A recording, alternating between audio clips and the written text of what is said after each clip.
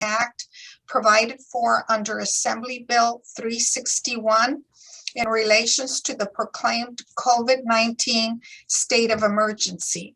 Both the agenda and the notice posted to the authority's website notify members of the public that there will be no physical location from which members of the public may participate in this meeting. However, the agenda and the information on the authority's website provide members of the public with notice that they may hear the proceedings of this meeting by using the provided Zoom webinar link or call-in number. The notice and agenda both also inform members of the public that they may submit public comments and comments on agenda items in advance of the meeting through the public comment link on the authority's website, depositing comments in the authority's payment drop box located at the authority's administrative office, or mailing comments to the authority. Any such written comment will be read onto the record at the appropriate portion of the meeting, up to a limit of 3 minutes per comment. Additionally, members of the public may also make public comments on an agenda item during the meeting by raising their hand via Zoom webinar, by clicking on the raise hand button, or via phone by pressing 9. Prior to proceeding to roll call, I would like to make sure that all members can hear the proceedings well. I see thumbs up. Okay, we're set to go. We can proceed with roll call. Director Calderon-Scott? Yeah. Here? Director Martinez-Perez? Present. Director Sotelo-Solis? Sotelo-Solis here. Okay, thank you. Okay. Do any members of the committee present on the line for this meeting question the identity of any of the others who have noted their participation as members on this call? Do I see thumbs up? Everybody okay? Okay, we're good to go. Item 2, items to be added, withdrawn, or reordered in the agenda. General Manager, are there any you'd like to pull? Chair Calderon-Scott, there are no items to be added, withdrawn, or reordered in the agenda. Okay. Public comment. We will now hear public comments on items within the subject matter jurisdiction of the Sweetwater Authority that are not on the agenda. Members of the public that would like to speak on non-agenda items, please raise your hands. Secretary, are there any members of the public that would like to be heard or any written comments received? No written public comment, but if any member of the public, it's a different format. You can press reactions and then raise hand if you'd like to speak. Okay. We will now move on to item 4, action agenda, consideration to select consultant on-call communications consulting services. Members of the public that would like to speak on item 4, please raise your hand. Board Secretary, are there any members of the public that would like to be heard or any written comments received? Received no public comment, Chair, and I'm seeing no hands raised. No public comment. Okay, thank you. I now will defer to General Manager Quintero. General Manager Quintero will, I guess. Yeah. Guess you're next. Yeah, thank you, Chair Calderon-Scott. The item for consideration for the committee is to determine the highest qualified firm and recommend that the governing board direct staff to negotiate a contract and fee with the selected firm setting the scope of work and the not to exceed limit for the total fee. This item is a result of a board direction on August 25th to authorize staff to issue an RFP for communication support with an approved budget of $50,000. The RFP was issued and we received 3 proposals. So we're asking the committee to take the opportunity to interview the consulting firms and provide direction as far as the preferred consulting firm. We have Leslie Payne also, and she will walk us through that process and be able to answer any questions if the committee has any regarding the scope of the services and interviews on the and questions on the interview process. So if there are no further questions from me, I would turn it over to Leslie.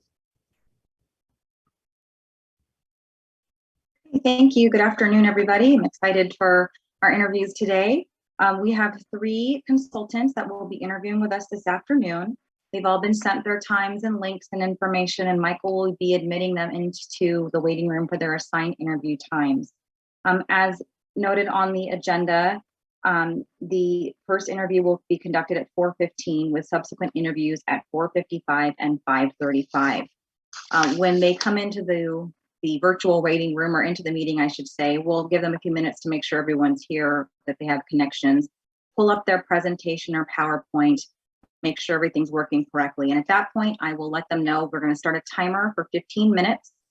I will give them a 2-minute warning when that 15 minutes is up. They may go shorter than that, which is also okay, but we did allow a maximum of 15 minutes per interview.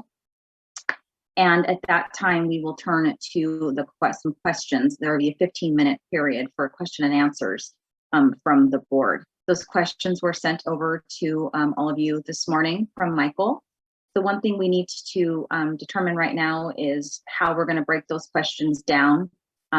Past experience with these consultants committee interviews, you could do it a variety of ways. You could take turns asking questions. You could say, you know, Director Sotilis is handling questions 1 through 3, the next director 4 through 6, etc. I refer to the chair to the best way to go about asking those questions. Of course, if there's other subsequent questions that you'd like to ask that pertain specifically to their presentation or RFP, we'll make sure we have, we'll try to make sure that there's some time for those as well. But we do have a set schedule for the 3 interviews, so we will need to be mindful of the time to make sure that we're allowing equal time for all of the consultants to have their interviews going this afternoon. I already see a hand from Director Sotilis. Can I answer a question for you? Through the chair, if I could.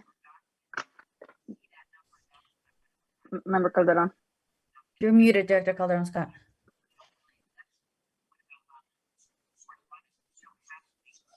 We can hear you, Chair Calderon Scott. Hit the space bar.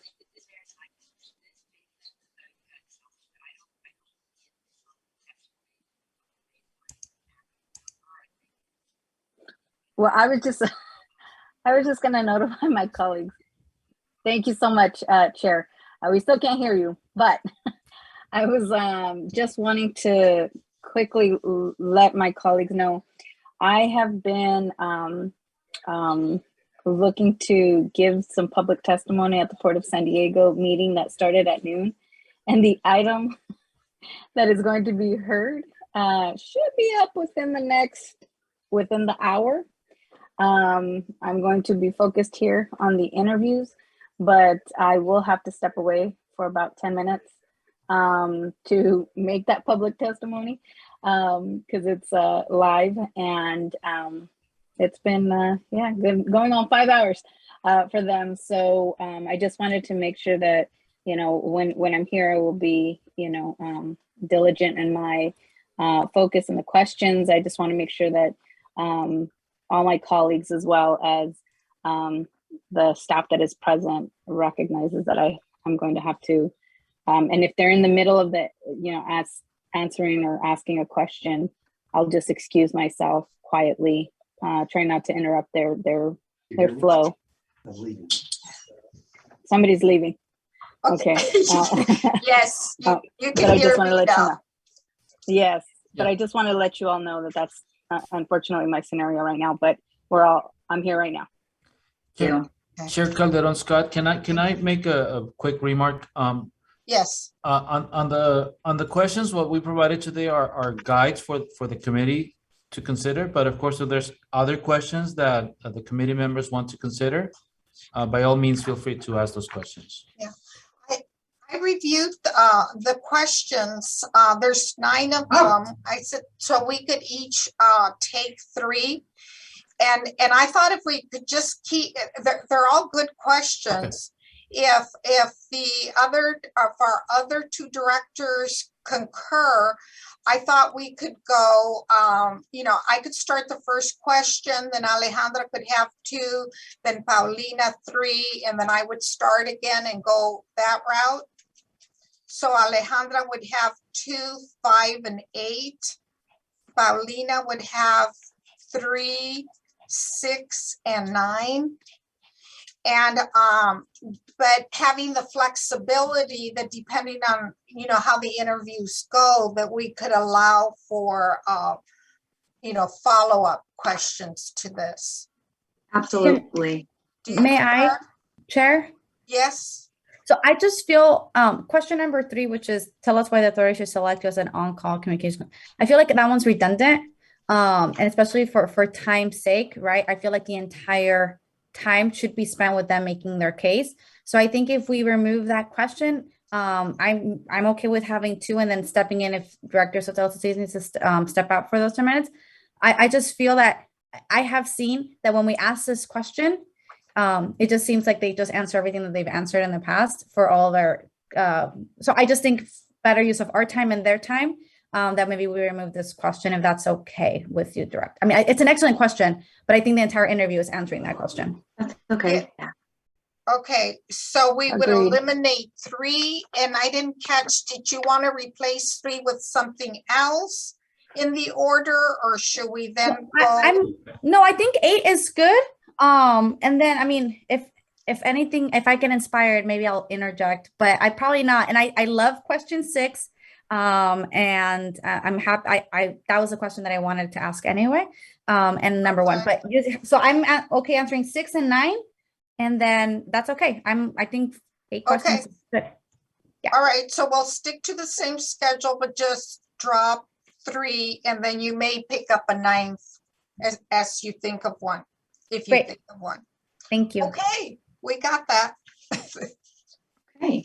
So I think with that, we are starting to see we have 2 minutes until the next one comes in. You have the rating matrix information, the same information that was provided and approved by this committee through the scope of work, and the copies of RFPs.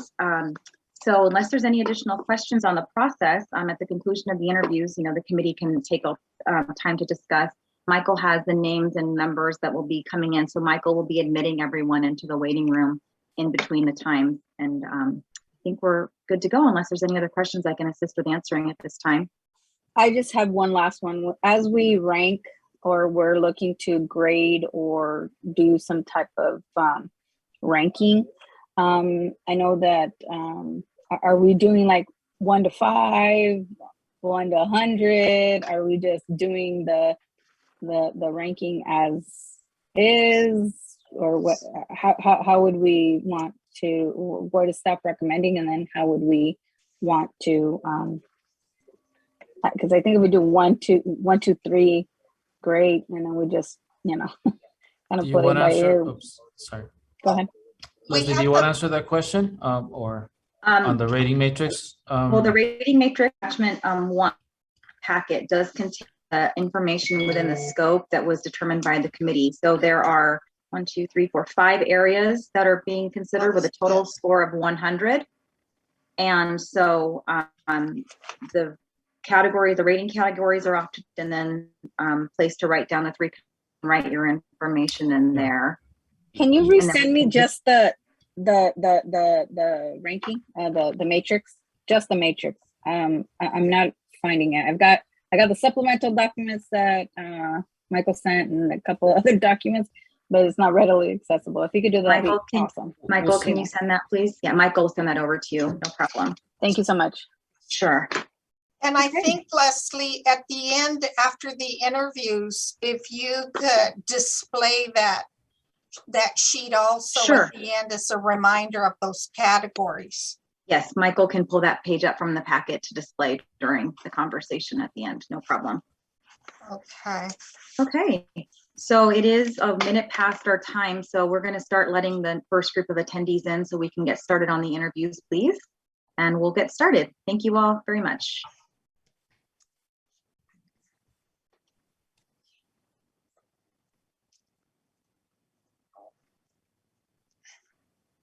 Good afternoon. Good afternoon. Good afternoon, We'll give everyone a moment to connect. There's that virtual lag that occurs in these meetings. So we'll give everyone a moment to come into focus and make sure their audio is working and test things out. Thank you for joining us today. Hello, Thank you everyone. for having us. Can you hear us? Yes. Yes. Great. Thank you. Okay, so now that it looks like everyone is, we will, you can assist, you want to share your screen if you have a PowerPoint to share. Perfect. I'll go ahead and do that now.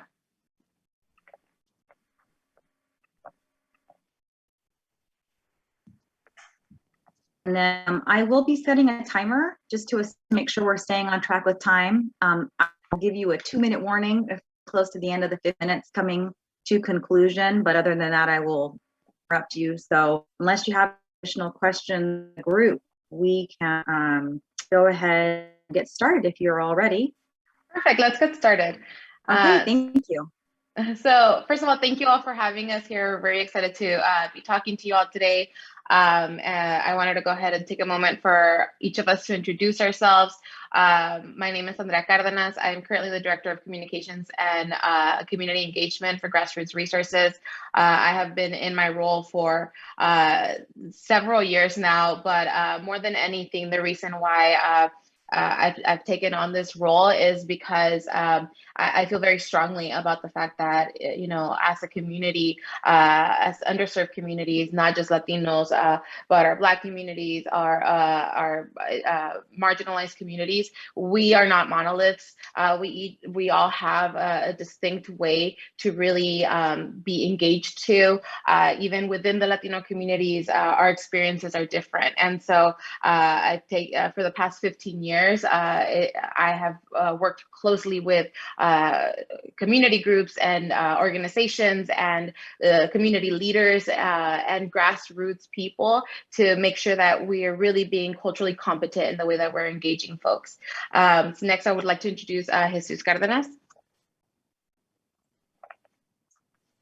Hello, my name is Jesus Cardenas. So I'm the former CEO of Grassroots Resources.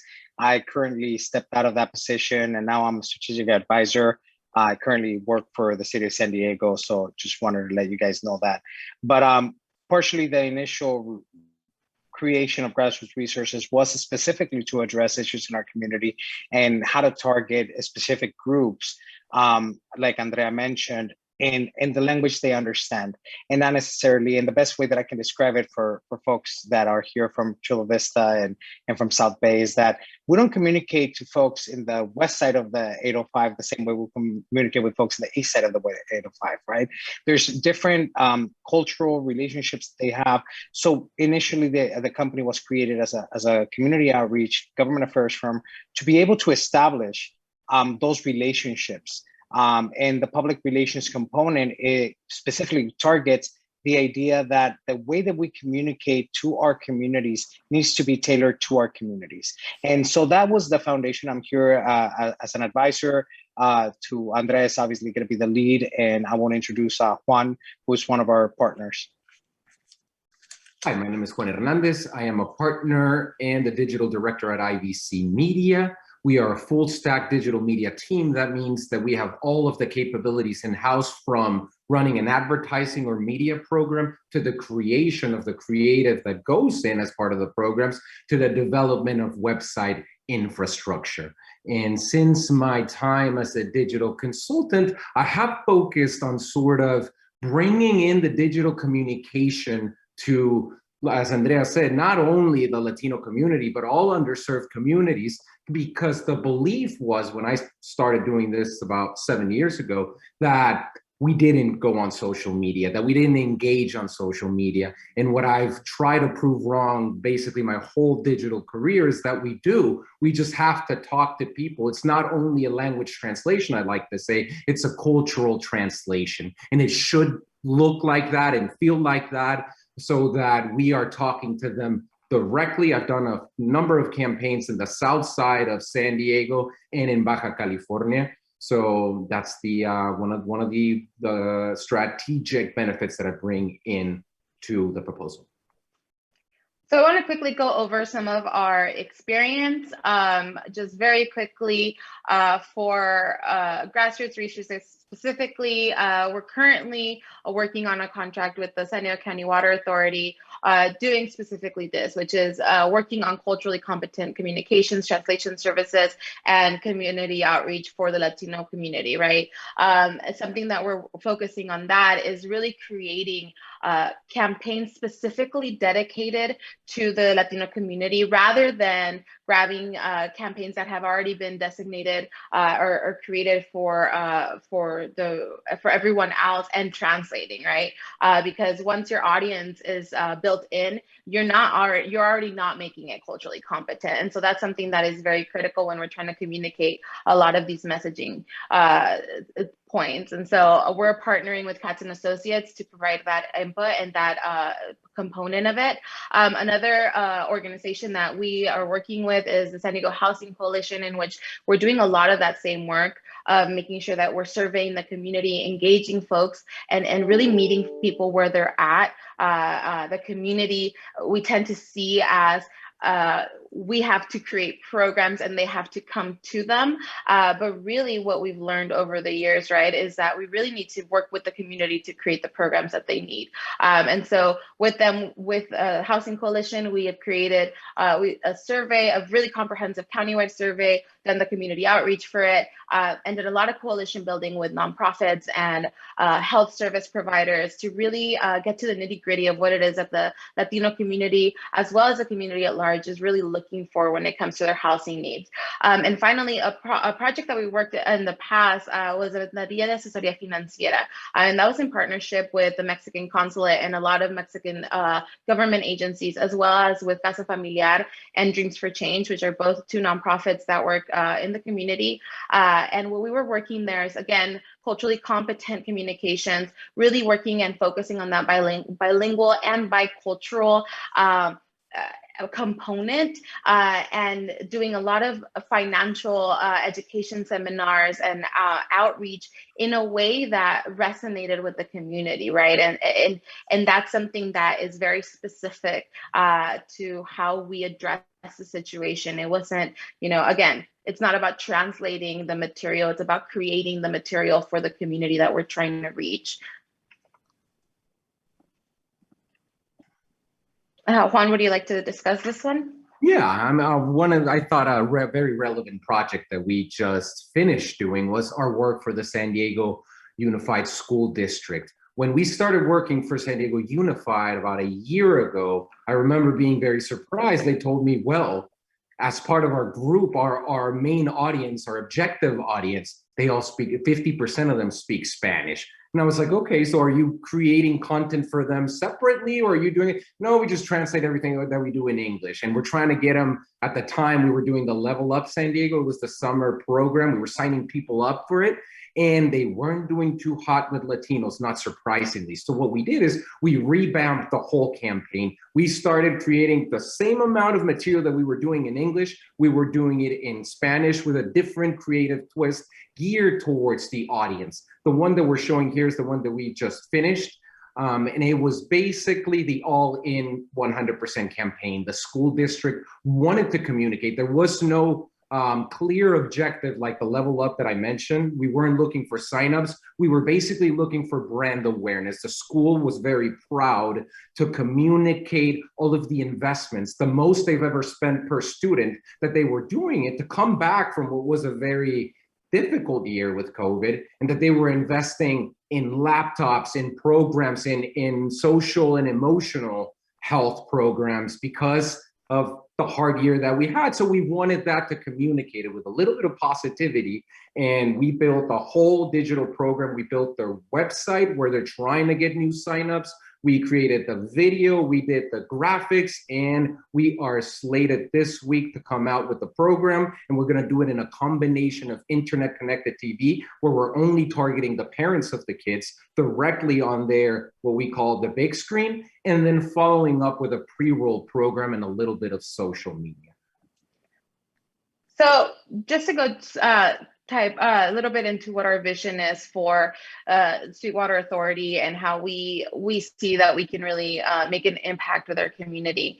First, we need to understand the community. You know, all of our team comes from this area, right? I was raised in Chula Vista. Currently, I'm actually a council member in Chula Vista.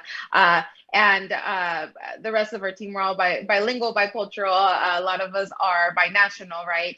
And we've been working at a grassroots and a grass tops level for many, many years. And again, it's that understanding that we're not a monolith, right? You have people here that are Latinos that have been here for generations, and their way of engaging with our agencies are completely different than people that are here as first generation immigrants, people who are coming here from other states that are Latinos, right? And not all Latinos that are here are Mexican, right? And so having that kind of understanding, really what it lets us to know is that there's no one size fits all, even in the Latino community. So a lot of it is really kind of testing it, right? Testing whether is it going to be text messaging that's going to be really engaging the Latino community? Is it going to be emails? Is it going to be voice calls? Because traditional outreach doesn't tend to favor our communities that are not traditionally engaged. There's a reason why we're here today, and that's because our Latino communities aren't engaged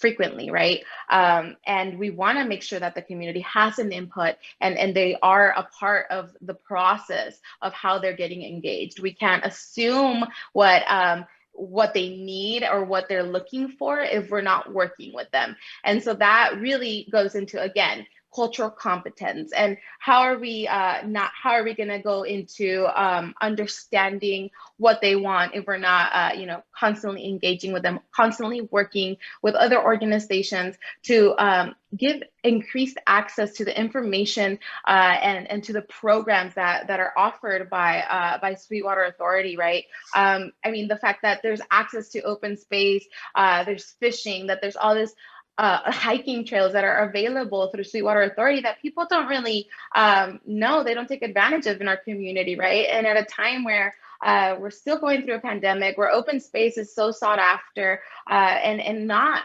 always available, this is something that we can sell as a part of the organization of the agency as this is your service. This is your community benefit of being a part of this agency as a family, right? As something that is giving back to you. But a lot of people don't even know that it exists. And how do we do that? How do we connect? How do we make sure that people know that these are things that are accessible to them, that they're there? And it goes back to, are we going to let nonprofits know so that they can distribute that information? And it goes to community partnerships. So are we going to talk to San Ysidro Health Center? Hey, let's do a hiking trail day alongside some of the community health group, right? So that they can bring some of those folks, they can go on a hike on the trail, and that will magnify the presence of Sweetwater Authority. Are we going to work with some of the Episcopal Community Services with a lot of the services that they're doing? Are they going to be helping us diffuse some of that information with some of the community programs that they're doing? And the answer is many times yes. When you have these engagements, when you have those conversations, they're more than willing to be a part of it, because a lot of the organizations that are in our community are sometimes hungry for this information and are more than willing to be the boots on the ground, because they want to support our community as much as we want to give our community the tools that they need to succeed. And so all of these types of coalition building and partnerships are integral in us really understanding that connection between agency and community. A lot of our immigrant families, they're coming to the United States, are coming to our community Not under, Left. thank you. Not without that connection from who we are as a community, how we engage with government, and there's this natural distrust with our agencies, with our local agencies, and when we're partnering with some of our nonprofits, those are the people that are trusted, right? We need to find meeting points. We need to go to the mercados. We need to go to the churches. We need to go to the health centers where they're at, where people are going to be waiting there, right? And provide this information. And that's how you really do that outreach and that communication in a way that's culturally sensitive and appropriate. You educate younger people, right? Younger people that can then rally that information over to their parents. I know all three of us can relate, and I don't know how many people on this call can relate to translating for our parents when we were very young. I was translating medical documents for my mom when I didn't even know what I was reading. And so that is the reality for a lot of folks in our community. And until we understand that and change the way we're outreaching to and engaging, we're not going to be able to properly impact what our community needs. I will again add that our entire team is bicultural, bilingual, binational. And I know Jesus wanted to add some closing words before our time runs out. You're muted. I'll just finish up with saying that it's the partnerships that is going to strengthen whatever services and what you're offering as an agency. The first step in understanding this is creating a good resource inventory. What is it that we're providing to our community? What is it that needs? And creating that resource inventory, not to take account that we have the capacity in this team to react, to engage with media, to engage with a strong PR, respond to crisis, but all those things. And as you see, we keep focusing on Latino community, and that's because that's over 70% of this district. So we need to make sure that we're engaging with them. I'm sorry, that's the conclusion time. We're going to transition into our questions now, so I'll defer things to the board chair to lead members and some of the questions that they have for you. Thank you very much. Okay, I'll start with the first question. If selected for this work, what could you offer to enhance the authority's current outreach efforts? You want to take that one? Okay, I'll go. So I think, again, reiterating some of that is the fact that we want to make sure that we are creating those coalitions within the community. We want to make sure that we're amplifying the work that's being done by Sweetwater, which there's a lot of great things that are happening, right? But if we're not bringing attention to them, the community's not aware of them, how are we going to amplify the agency, right? How are we going to work with organizations that can help subsidize some of that outreach effort, right? If we're not partnering. Juan, I think you wanted to add something.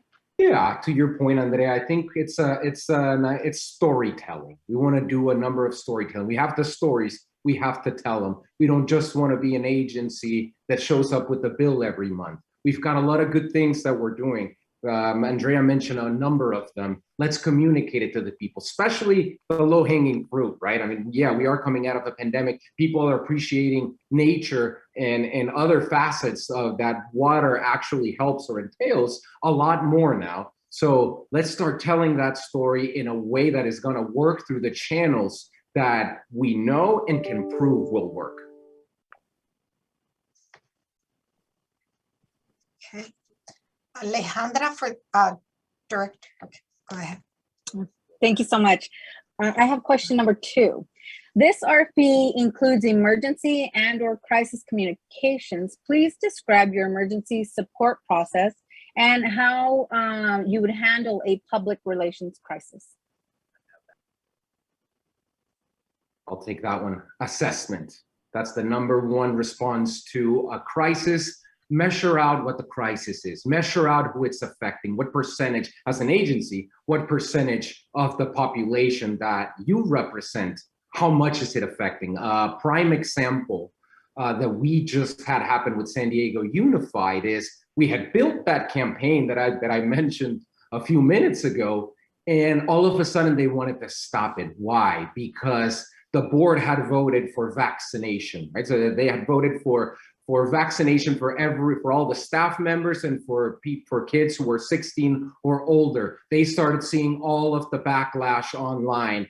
They were going on in a frenzy. They thought everyone was against it. We said, let us prove to you that it's a small percentage. Analyzing their digital channels, all of the responses, we figured out that it was 8% of the people who are usually engaging with their content in online publications, in their social media channels. It was just that 8% that was very, very loud, louder than most. So when we proved it, we told them, let's continue our agenda.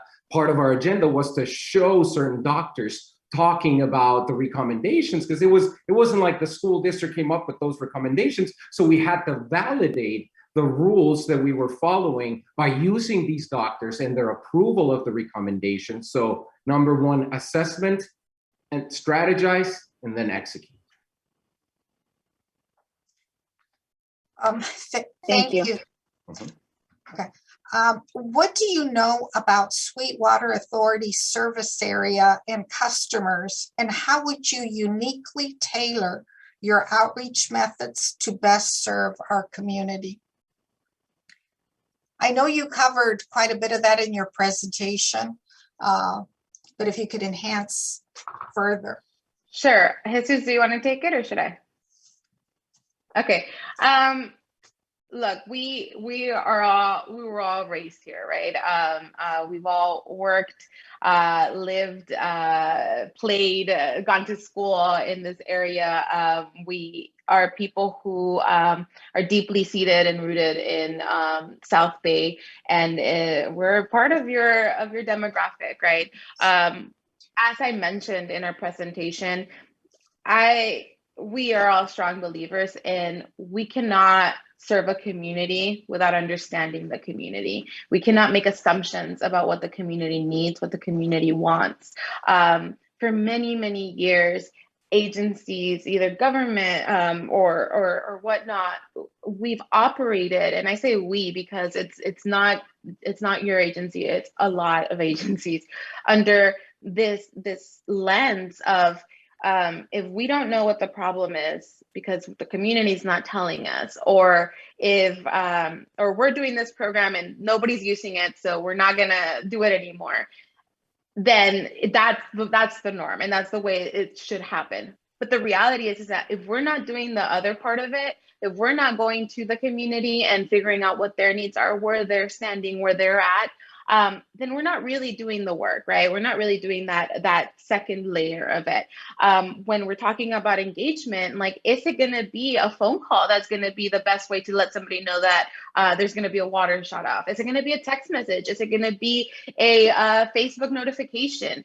All of these things need to be tested because our communities are constantly evolving. The people that are carrying the information are constantly evolving. Language is constantly evolving. There's people in our community that, like Latinx, there's people in our community that hate it, right? And so how are we addressing that is really by keeping a close pulse on our community and ensuring that we are receptive towards the change. We're receptive towards the evolution of what the people we're servicing. And can I add really quick, just 5 seconds on this one? Yes. To understand Sweetwater Authority and what it's doing, it's also simple in informing the community. For example, right now there's a relief program. How is the community going to handle the fact that right now many people are not paying their bill, right? How are we going to provide support? How are we going to reach out to them and actually engage them to understand that? What kind of process does the authority have to make sure that we're letting them know about water shutdown issues, to make sure that we're engaging them? I think that there's 2 levels here. One is providing the services that you guys provide, grabbing the data and make sure that we figure out the best possible way to engage them, which is not a cookie cutter way. And that's one thing that I think all of us agree in. And once we understand that, then how are we communicating? What relief programs are we doing right now? I know for a fact that, my water got shut down here on J Street, 3 times, and we called, and you have a really responsive team. right? We called within like 5 minutes, they answer, they have a really responsive team. However, how many of our community knows that a shutdown is coming? And I'm using that as an example of how we need to start figuring out the agency, the construction that is being done, how we let them know so that we're able to have that relationship. And that's what Sweetwater Authority needs to, in my opinion, could expand on all those relationships. So I think I'll follow up on the next question with regards to specifically, one of the goals is, you've touched on it, to increase that diversity and outreach to those diverse communities. I'd like for you to please provide specific examples and or specific programs that you have crafted in other agencies to accomplish this goal. So again, a lot of what we have done, right, with organizations like currently what we're drafting and putting together for the County Water Authority, right, is creating those coalitions, making sure that we are connecting them with folks that are on the ground that are really able to penetrate the communities that most need the support, linking people up, right? If there's people that are not getting their rental assistance, right? For example, if there's people that there was access to funding, how do we connect that with folks that weren't able to pay their water bill, right? If we're able to work in partnership, it strengthens everybody. It strengthens the community. And a community that is healthy and thriving, that is a community that's going to be able to be more engaged, right? Our community is not naturally elusive to the issues that are at stake, right? They're not naturally elusive to the fact that there's a drought in the state, right? They're not naturally elusive to these things. The reality is that a lot of our underserved communities are too preoccupied working and making sure that their kids are home and getting the support they need, making sure that there's food on the table. And if we're not able to alleviate and support in that level, then we're not able to engage them in these other things that for many people in our communities, for many families, it's the small thing.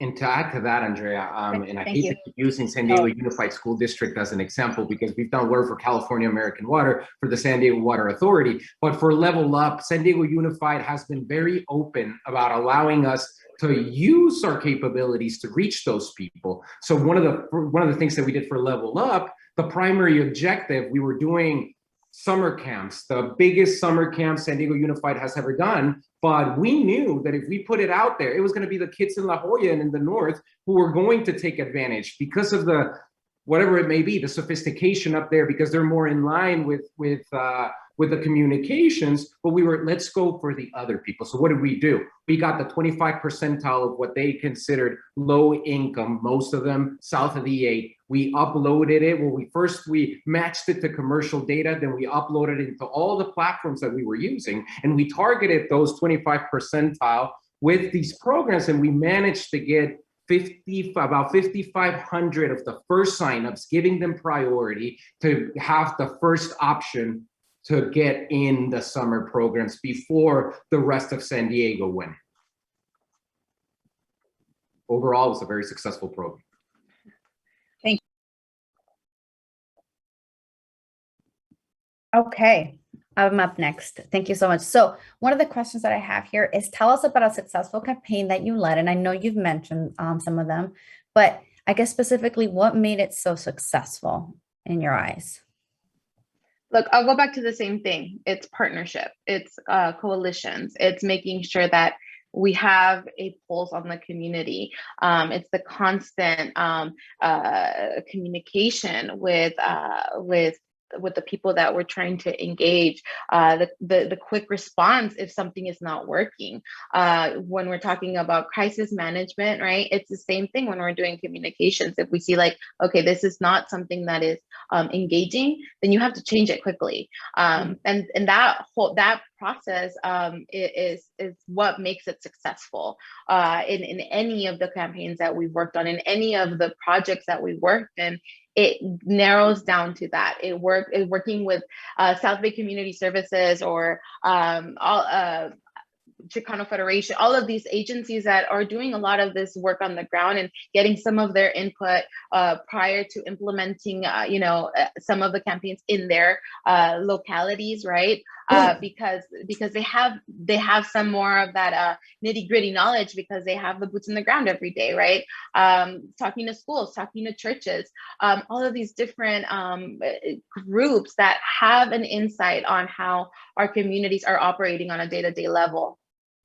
Now, I'll add really quick, one of the main things in making a campaign successful, and specifically, I'll give you an example, one that we just worked on recently. Rental assistance has been a big issue in all the cities and having people apply for it, not because they don't understand. And unfortunately, Latino communities are actually paying the rent because they don't know that's number one priority in a Latino household, right? You pay your rent and then everything else, we figure it out. And one of the things that we realized, partnerships, and Andrea keeps going back to partnerships, and that's really important because the partners that you need in National City, for example, or the partners that you need in Director Martinez's district, for example, are way different, or in Director Calderon are way different than the partnerships that you need. So it has to be specifically tailored to. So with rental assistance that I was talking about, it took one phone call to call, for example, Northgate Market. And we called somebody and said, can you help us distribute this information to all the people that you support and see if you can help us apply for this grants? They said, nobody has ever called us for that. Nobody's ever called us for services like that. So allowing for the agency to be able to communicate and have those relationships, which we bring to the table, it's tremendous, and also using the relationships that your own directors, everybody works with to create those partnerships. Nobody knows better your district than you guys do. So we need to listen. We need to listen to how to reach out to your district. We need to listen to how to make sure that the whole agency is but it has to be separated by different cultural relationships that we have in different areas. Cultural competency, sorry. Thank you, appreciate it. We probably have time for one more question. Yeah, I'm gonna skip my number 7. So I don't think we need that. So if we could go to question 8, Alejandra. Or Sure. So I'm going to go with question number 8. And it's, have you had the opportunity to review the customer opinion survey provided in the RFP? And if so, have you thought about any communication strategies based upon the customer opinions and responses? You're muted. Yeah, let me get started. And then, so thank you for the question, Mayor. One of the things that I looked at the survey, it definitely emphasizes some issues, right? We have to understand that, for example, they prefer, I'm going to use this as an example, email communication is something that is coming in really strong on that, and how the diversity of the data that you guys have and how we communicate to those folks also is that we have, again, this survey reflects the fact that not everything is set in stone. We need to work with them and try to establish those relationships to make sure that the way that your survey projects it is we actually need to meet them where they're at and break it down. Just because you have a sample size, for example, of 40% Latinos on your survey, that doesn't mean that your district reflects that. That means that 70% of your district is Latino. So therefore, you have to accommodate those numbers and make sure that you're actually fitting those answers micro-targeted. And Andrea, I'll let you finish this one because I know you look more into it. Yeah, no, and specifically that, right? When we're in surveys, it's very interesting to look at that because yes, it tells you this is what Latinos said, right? But what kind of Latinos? Who are they? Like, how do we look at the minutia of it? And so with that, I'm going to go back. I know I sound like a broken record, but it really is about just having these conversations, making sure that we are creating these programs that are addressing the community that we're servicing. Something that we've talked about, right, internally is when we're engaging our community a lot of the times, and I've already mentioned it, you have a lot of the younger folks that are communicating with their parents. So why not create something focused on on something more basic, more simple that a younger person can understand, a 13 and under can understand, and they can carry that information over to their parents, right? We're gonna walk into a situation probably in early next year where there may be some new state restrictions. So how do we make that in a way that's digestible for a younger person to be able to communicate to their grandparents that they may be living with, to their parents, to all of these different people, because maybe their parents don't have the time to read through all the documents that are the new state mandates, maybe, right? Maybe their parents don't have the time to really sit down and do it because they're busy again doing other things. And there's some things that need to be addressed based on the survey information, and also based on your current information. We need to do a resource assessment of the district, really specifically to understand better what this needs to be done, how many folks are not paying their bill, how many folks are going to need support, how we're going to reach out to them. Because I think that we just definitely came out of a huge crisis, not come out yet, but of this pandemic. And I think that throughout this process, the survey touches a little bit about it, but we need to expand more about how we're going to actually help these folks navigate what's going to happen in the next year, right? Because they need to get caught up on their bill. They need to figure out what subsidies are out there. How can we support them in those subsidies? And that is something, for example, that I incorporate. Some of SDG&E's work has been done through email, which is how do you connect your pay your bill with your email blast, with making sure that they're getting those back-end programs are really important for functionality, so that it's all one place. It's all connected, so it's easy for them to maneuver. It's easy for them to interact. It's easy for them to see, I got three communications via mail, and like, this is the services available. This is how you can apply for loan forgiveness or for whatever it is. We need to be able to assess the reality of the district to be able to incorporate that. Thank you.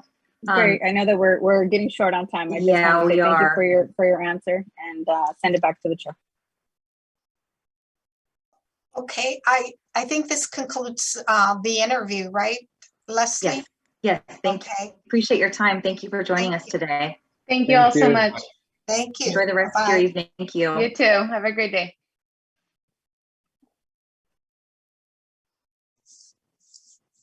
Our next one starts in 3 minutes. So if anyone needs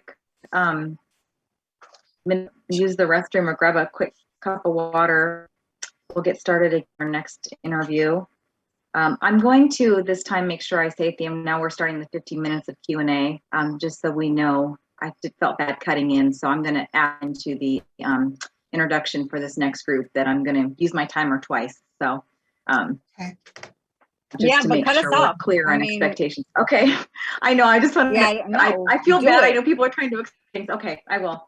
Well, I mean, just let us know. I mean, if we're 12 minutes into the interview portion. Okay, you've got about 3 minutes left, and that's a 3-minute warning shot. A 5-minute hand warning like this. I hate to interrupt people when they're speaking, so I'll do a high-five symbol too. Look, they're communication specialists. They should be flexible and nimble. We like to talk. Us communicate people like to talk. I know, but you're right. We'll make sure we do that. You can go ahead and start letting this group in so they get situated. So the next group we have is JPW Communications, and they will be our next interview. So thank you.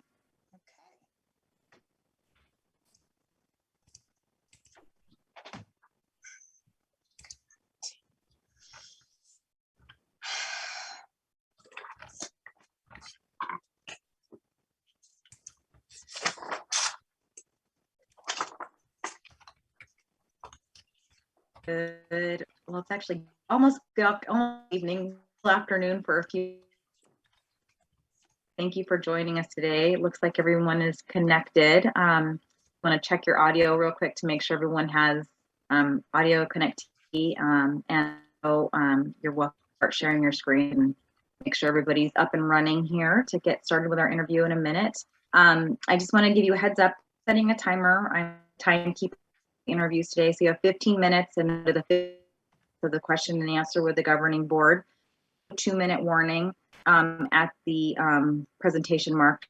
Be aware of your time, and then I will prompt you as well when we are in the questions and answers, because I know it's to kind of keep track of time while we're doing this. So unless you have any questions, everyone has audio connectivity okay? I think so. Okay. So long as you can hear us, we're ready to roll. Yes.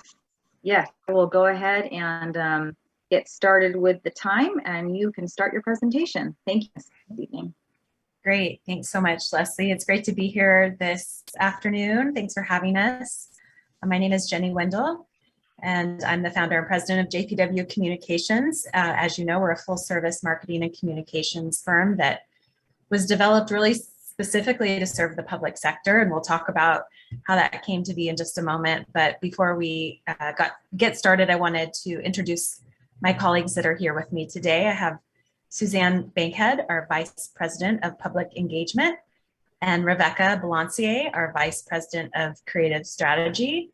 And coming to us from her vacation in Hawaii is Leslie Spring, one of our Directors of Communications and one of our team members that would be assigned to this account. So as I mentioned, JPW is a firm that was built solely from the ground up to serve public agencies. And this really came to be after I spent more than 20 years on your side of the table working for various public agencies myself. I worked for several cities and then ended my public service career as the Director of Marketing and Communications for the Port of San Diego. And it was really in that role in particular that I had the opportunity to hire a number of consultants to help us with the high profile projects that we had going on at the port. We were working on cruise line marketing efforts, international cargo, business attraction efforts, and as you probably know, based on your location, a number of high profile, high stakes community engagement efforts surrounding the waterfront at San Diego Bay. So what I learned during that time is I kept hiring these firms that would come across really great in an interview and they had some exceptional work to show, but when we would get down to actually implementation and getting the work done, the mechanics just sort of didn't work as well. And so a lot of times I ended up doing the work myself, and that, as you can imagine, was extremely frustrating.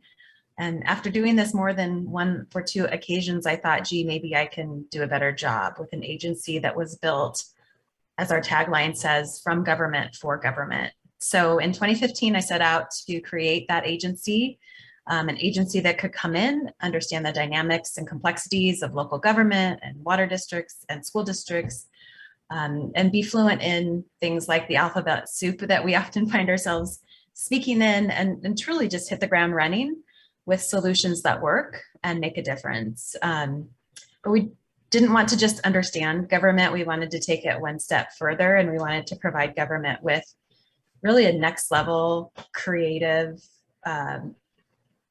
solution that could break through the noise that we all have to compete with when we're trying to get our message across to the public. And really, I think we can all agree that now more than ever, that's really critically important. And I'm happy to say that that concept has struck a chord. We're 6 years old as of last week. So when I opened the firm's doors in 2015, I didn't have a client to my name. I always say I had a dream and a prayer and hoped that it would work. And now that we're coming up, or that we are at 6 years, our client roster is well over 50 different clients from around the state. We have an integrated team of, I think we're at 17 now. And we've collected more than 24 awards for our work, including a number of best in show awards that we're really very proud of. So we continue to try and push the envelope and just do good work for public sector agencies. And it's really the team that we've curated, and we'll talk about the team in just a moment. That team is really passionate about this work. We're not in the luxury travel space or the fashion space with PR.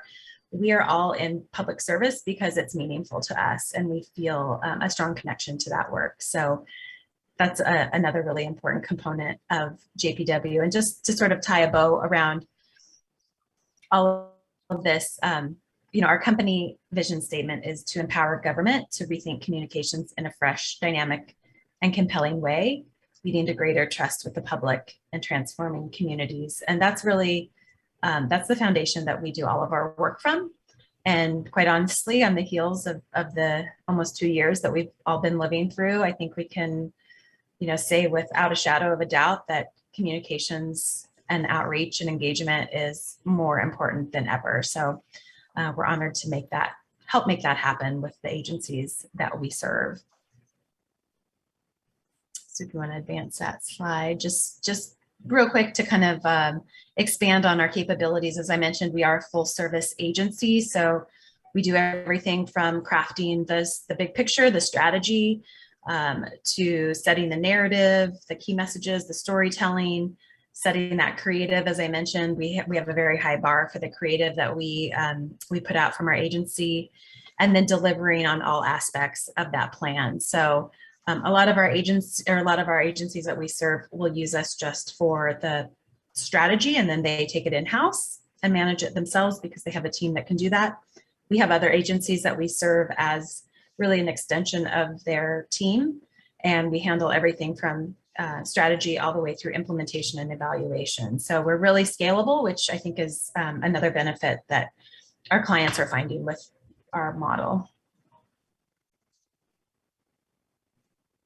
And then just quickly, it's funny, I was looking at this slide and realizing that we need to expand it. Our client roster list has grown tremendously over the last 6 years. As I mentioned, we're very heavy in the city space and water district space. So that's sort of our bread and butter, but we do a lot with education, economic development.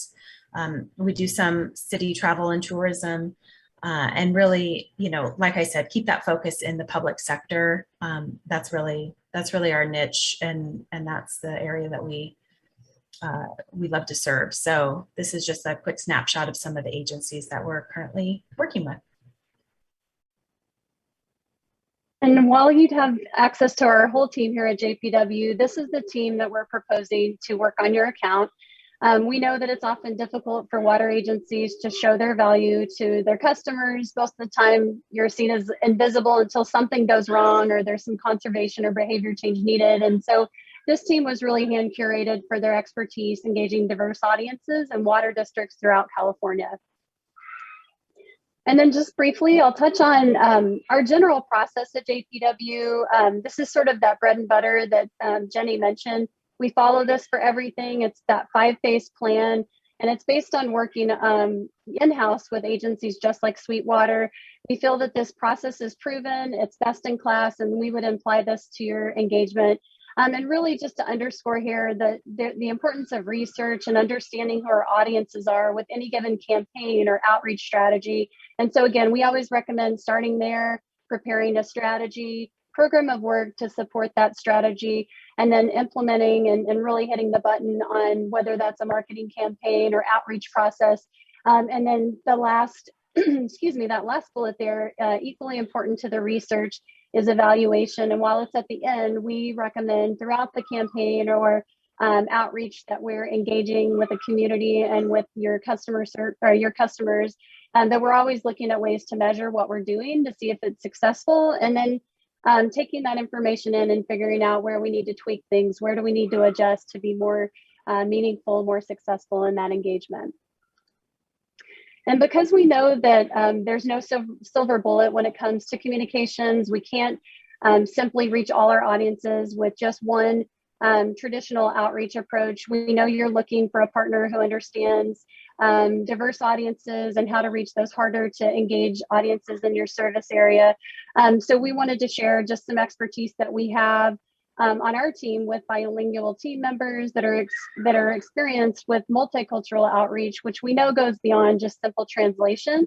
We're really talking about partnering with trusted sources of information in the community and those partners that are going to help you engage those audiences at the right time with the right outreach tactic and communications tactic. And so with the engagements that we foresee, given your customer area and the customers you're trying to serve, we feel like casting a wide net and looking at the barriers for communication, whether it's language, culture, technology. We learned during COVID that internet accessibility is a really big barrier for some customers, for some audiences. And so we want to make sure we're leaving no stone unturned. And then also that happy silent majority. Sometimes people are just happy with your service and you don't hear from them often. So how do we engage them when we need to, when it comes to water conservation or other important behavior change?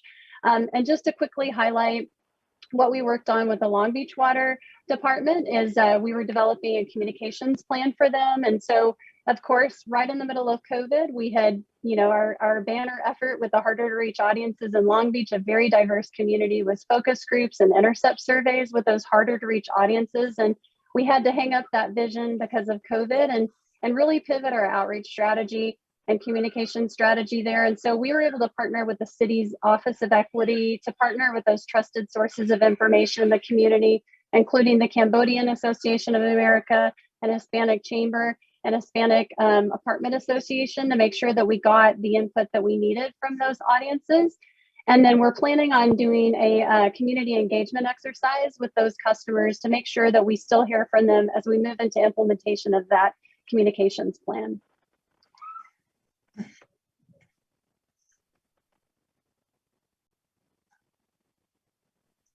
Sorry about that. As Suzanne alluded to, we know that it's not magic that brings water to your customers' homes or businesses, that there's a lot of expertise, testing, infrastructure, planning, and just there's a lot that runs behind the scenes that gets reliable, safe water to your customers. And from a communication standpoint, it's a fun challenge for us to figure out how we can take the intricacies of that water equation and make it interesting to media outlets, approachable to customers, and relatable just for the general public, because it is a balancing act. We need to be able to provide some of that detail so people know that it isn't just, you know, magically appearing in their homes, that there is work going on, but we can't assume that every customer is going to want to know the ins and outs of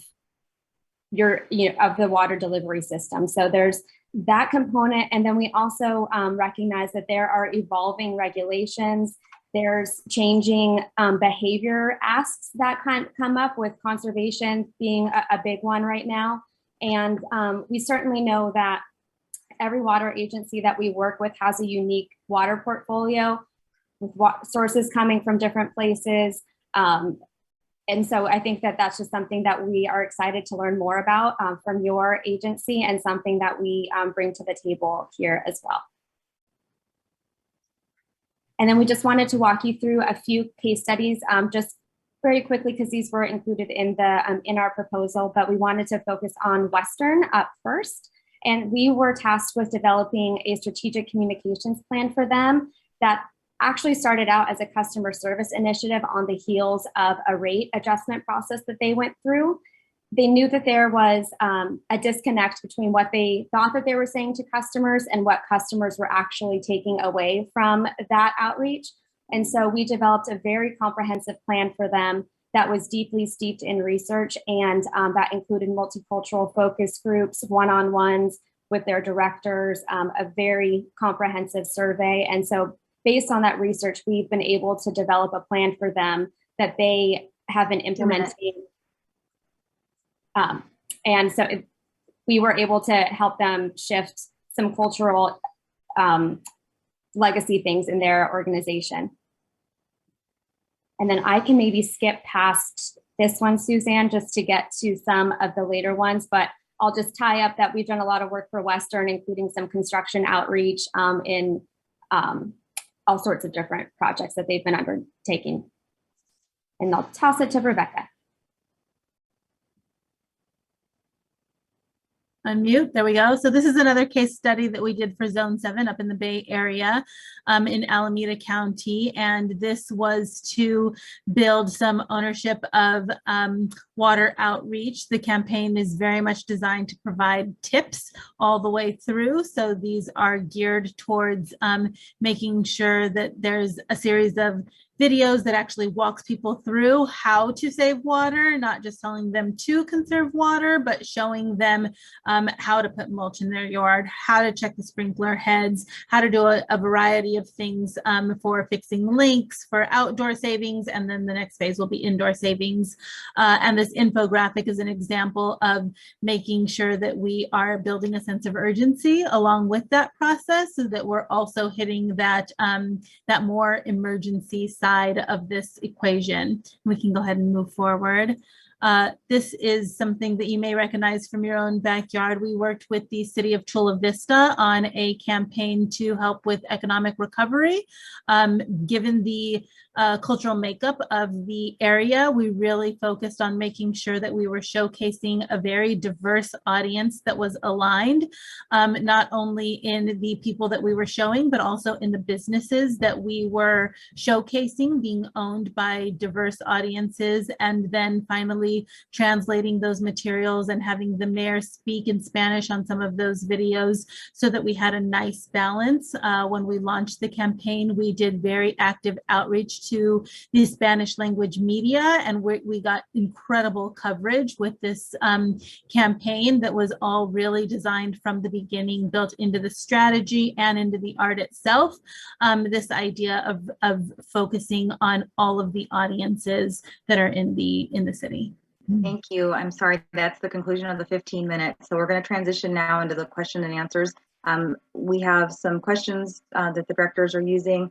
I'm going to set another timer for 15 minutes and we'll get through those questions. And I will give you a 5-minute warning and then a 2-minute warning, and we'll go from there. So we'll get started with the questions. I'll turn things over to our chair, Director Calderon Scott, and I'll start the clock in a moment. Thank you. Hello, and thank you for being here for us today. My first question is, if selected for this work, what could you offer to enhance the authority's current outreach efforts?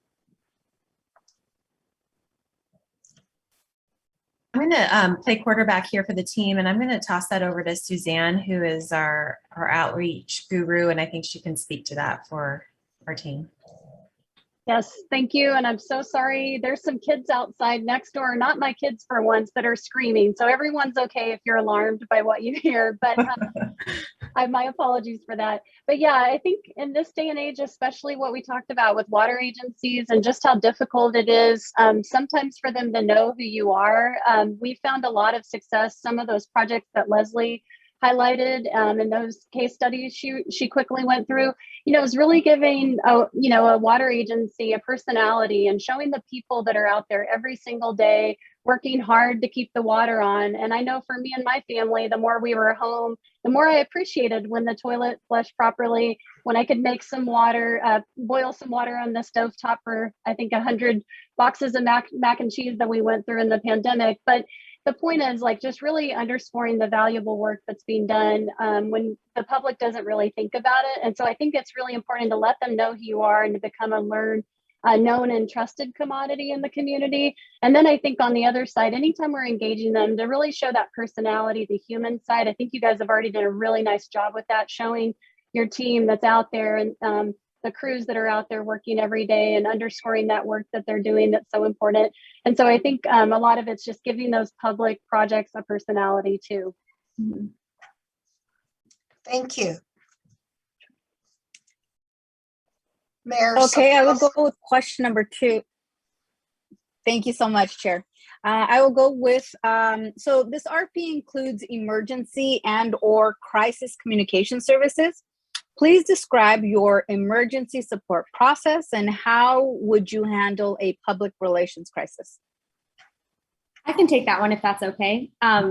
One of our clients had the misfortune of having a completely unrelated contractor drill into their water main from Metropolitan. So essentially all of their water was cut off, and they were heavily reliant on their imported water source to service customers. And so we hopped on with them immediately to get a good understanding of what exactly needed to be asked of customers in response to that. And we didn't leave anything on. I mean, we made sure that everybody that we could got that information, because essentially we were asking them to seriously cut down their water usage while the repairs were ongoing. And then it was a few different phases there. But I think in that instance, you leave no stone unturned and you use every quiver in your that you have to get the word out. And that was just, I guess, an example of when we were activated that. And that was like a week-long project that was quite intense to get the word out.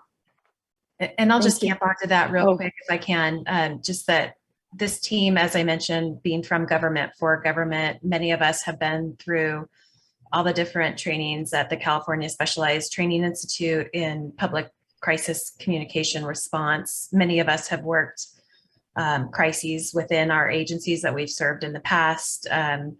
You know, unfortunately, we say floods, fires, and fatalities. Suzanne's handled, you know, a plane landing on the beach in Carlsbad. Rebecca's handled the, was it the 100 or 1,000-year flood in Denver? 1,000-year flood in Denver. I've handled fires and fatalities and, you know, very unique situations where we've had national media on the scene during our career. So you have a team here that not only is trained in that, but has on the ground experience. We know how to work in an EOC, and we could come in and serve in that capacity if needed.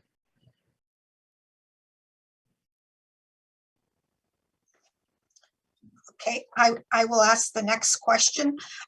What do you know about Sweetwater Authority's service area and customers, and how would you uniquely tailor your outreach methods to best serve our community? Rebecca, if you don't mind, I'm going to toss that into your camp if you can tie that together with the Chula Vista campaign that we did and how we approached that work in that particular area. Yes, absolutely. I actually had the pleasure of working as part of the Port of San Diego's stormwater quality campaign, and so did a lot of work with the entire watershed and learning it. And so am very familiar with some of the challenges and the processes that we have in place for each of the different watershed areas.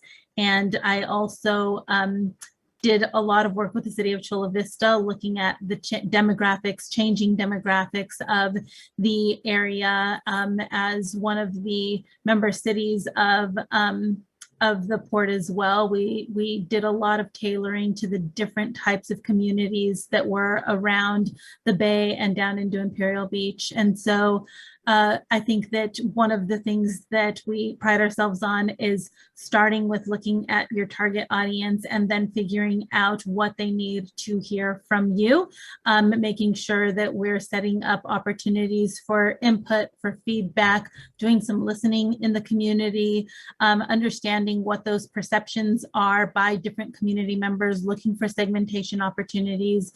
Are there specific groups via language or by income or by level of education or by geographic area that are perceiving things differently that we need to address, and then coming up with a strategy that will then speak to those different audiences based on the messaging that they need to hear most. Yeah, and if I could just add to one little thing on that too, I know what came to be challenging in some of the agencies we worked with is to like with apartments and multifamily too, like Rebecca said, knowing who your audience is, and a lot of times the problem areas do link up with, you know, there's like often a disconnect in the communications chain where those folks are not getting things through a water bill. They're not getting notices the same way that customers that are in a home, single family home, for example. So I really think it's tailoring that message to the audience with that right tactic. Great. I'm going to hop in, and I know we're getting close. Leslie, how much more time do we have? Yeah. 7 minutes and 30 seconds remaining. All right. So my question is, one of the goals of the governing board is to increase our outreach to the diverse communities. Can you please share specific examples or specific programs that you have crafted in other agencies to accomplish this goal? And I know you've mentioned Chula Vista a couple times. So please share. Thank you. Ladies, yeah. Oh, sorry, go ahead. I can start, Jenny. Yeah, and maybe I'll start with an example. I know this is honestly something that's a priority for pretty much every agency we work with, whether they're county or a water district or a city. But what's worked for us when we worked in the city of Tustin, we were developing, similar to Long Beach, a strategic communications plan. We did a lot of research, as we do with most of our plans. And what we were finding is we had a lot of these meetings and one-to-ones. And Tustin is a very diverse area as well.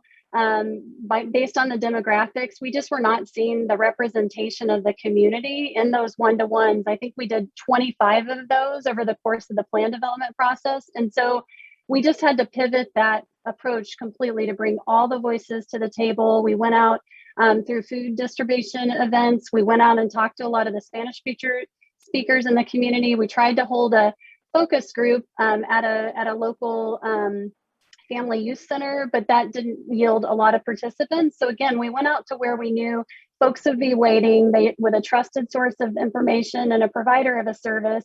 And we just talked to folks in line. We did surveys in line, did about 30 or 40 interviews right there, and got some great feedback for our plan. And so that's just one example of how we've done that. And I know that we did another COVID resource intercept and brought information and resources into the community and city of Santa Ana as well. So a lot of that is just figuring out how do we break down this barrier, because we're not going to reach folks, as I mentioned, that silver bullet just isn't there. We need to really target that and get to that audience and reach them where they're at. If I could just add one thing quickly, we're currently working with the City and County of Denver on what we're calling City Academy, but it's really building a new community engagement model that is very different. It's a pilot program, and it's all about how you can break down barriers for different, harder to reach audiences that no matter what the city has done for the past however many years, they're not communicating well, and there's still this barrier and this lack of trust with certain communities, and or they're simply not participating in the ways that the city has set up participation. And so a lot of the things that we're looking at are things like changing the way that the model works.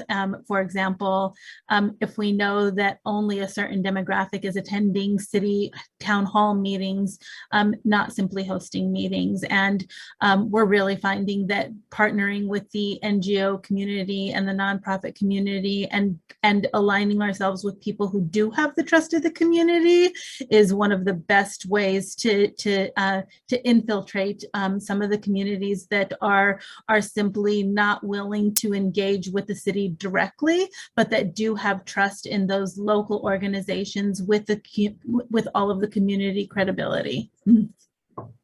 We're at about 3 minutes and 50 seconds left remaining for next question from the board. Thank you.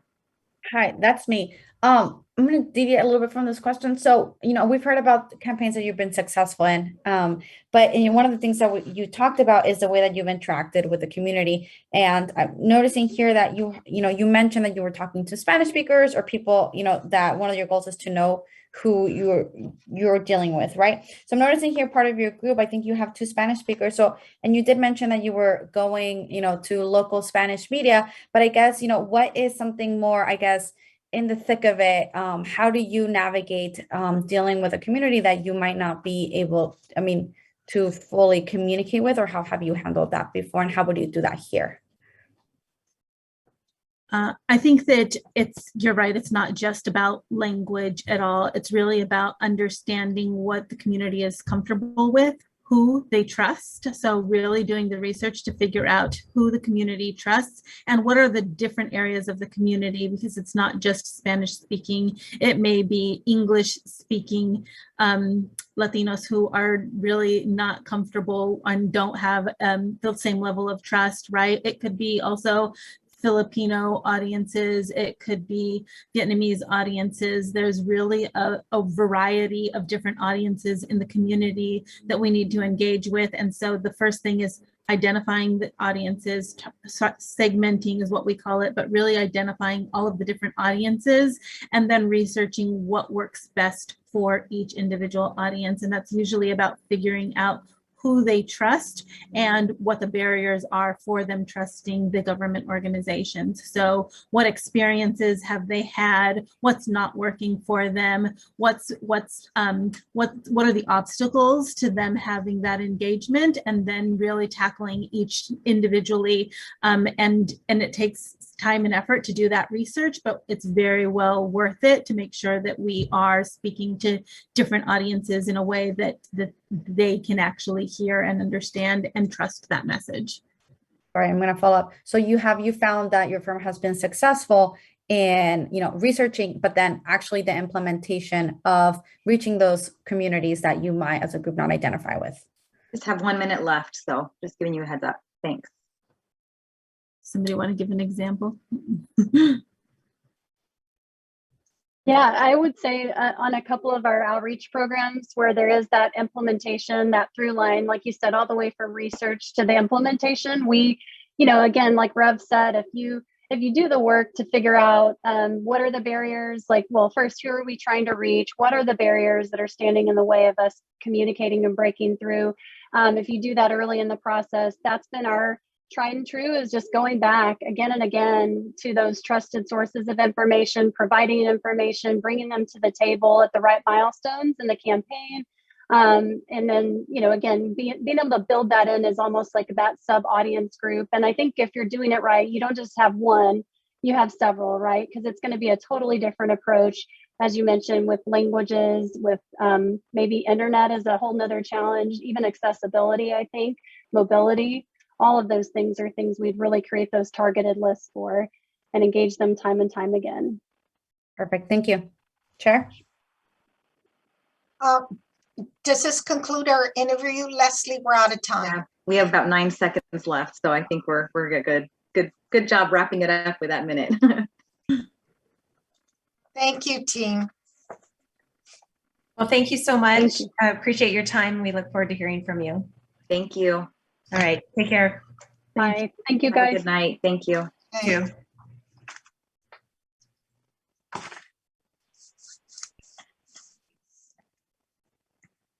Okay, well, our next interview starts at 5:35, so it's 5:27 right now, and we can just take a I could take a 2-minute break. Yes, if you need a quick 2-minute restroom break or refill a glass of water, please do so. Thank you.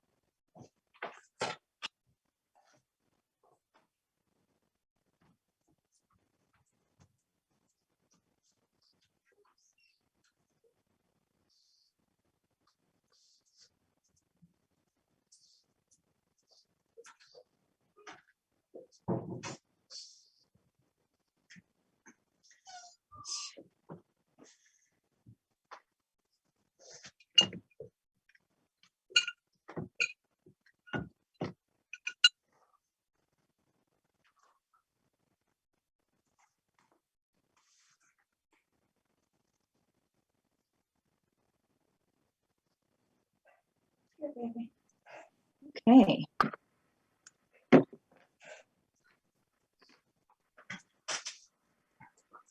I keep feeding my pups treats to keep them quiet and calm. I did the same for my dog. I gave her the Kong toy stuffed with peanut butter. Those are those are her favorite. So.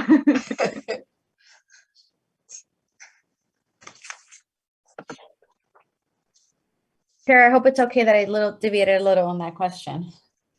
No, I thought that was good.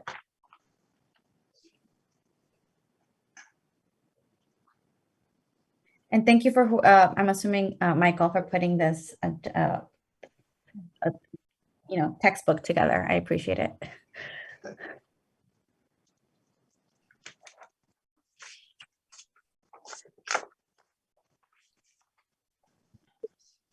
How much time are we going to have at the end before Alejandra leaves to deliberate on the selection?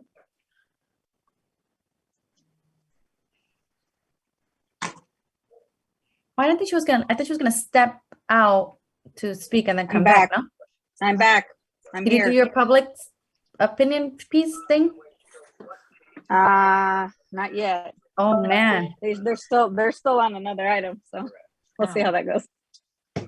But it might be during this one. So it does look like we have there's 4 members from the next team set to interview. So if you guys want to go ahead and start now, since everyone had a quick minute to use the restroom in between meetings, we can go ahead and get started. So Michael, if you could please start to let them in, we can move the process along. We did leave some time in between interviews for technical issues or things along those lines. So we'll start to let the team from NV5 in now.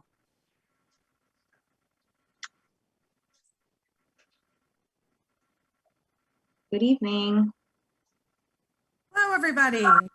Hi. Hello. Thank you for joining us. Looks like everyone is connected. So we're a few minutes ahead of schedule. So since everyone's here and in the interest of everyone's time, if you want to just to make sure everything's working correctly, that you can hear okay, and then whoever wants to share the screen for their PowerPoint, we can get started in a few minutes. Just to let you know, we are timing of the interviews and the presentation today. So I'm the timekeeper. I will give a 2-minute warning for the presentation. You have 15 minutes, and then I will try to chunk out the time during the questions as well, so we can make sure we're respectful of everybody's time. So I apologize in advance for my interruptions, but just trying to keep us on our schedule that we committed to for this process. So if you guys have a PowerPoint that you'd like to put up, we can get started in a moment. Perfect. If you make Jenna the host, she will be sharing the slides. And we appreciate that you're going to be giving those timing prompts, because we have a lot to cover in a short period of time. Thank you. I already said earlier, I know as the communication people, we like to chat, so it's hard to rein us in. But I appreciate your time this evening. And if everything looks ready to go, we'll go ahead and get started, and you can start your presentation. So thank you for being here tonight. All right. Well, Leslie and everyone, it's a pleasure to see everybody. Good evening. NV5 is very pleased to have the invitation to offer our expertise on your on-call communications and outreach assistance. And I'm going to be leading the first part of the presentation. The next slide shows our agenda, and these bullets are exactly what you asked us to cover and in the order. So we'll be following that throughout the agenda. And so the first thing is, let's meet the team. My name is Rebecca Cole, and I have 25 years experience implementing communications programs for cities and water municipalities all over our great region. They span water infrastructure projects that vary in size and complexity. They range in the diversity of communities, and as well as some very divisive communities on some of the most complex and controversial projects that I've had the great pleasure to manage. Now, I will be acting as strategic advisor on the on-call, and so will Gabriella Dow. So she's going to be next in introducing herself. Excellent. Thanks, Rebecca. And again, it's great to see some familiar faces here already. I'm originally from Guadalajara, Mexico. So I'm a native Spanish speaker, have lived in the San Diego region since 1980s. And I've worked with all the water agencies as well as with Spanish media. I go all the way back to 1990s working with El Latino, which is still a newspaper that's around. Now, I went on to work with 2 CNN bureaus. I worked at KCBS TV in Los Angeles while I was studying at UCLA. And I actually worked in communications with the White House Office of Public Engagement, specifically working as the Latino liaison for the Clinton-Gore administration. I've gone on to work with a lot of tech startups, so it's always exciting to bring new technologies to our water and infrastructure programs. Jenna. Hi, everyone. Good evening. I'm Jenna Caprera, and it's a pleasure to be here with you tonight. I have over 15 years experience working on public relations and community outreach. and I've worked with a variety of clients, including public agencies. In fact, I actually had an opportunity to work with your team earlier this year on a few media relations and social media projects. Now, media relations has been a strong focus in my career, and I have a very extensive understanding of the San Diego press. I have had an opportunity to form solid relationships with them through my work and also my service on the San Diego Press Club Board of Directors. And I hope to have the opportunity to use my connections and my skills to continue helping the authority in its endeavors. Yanula.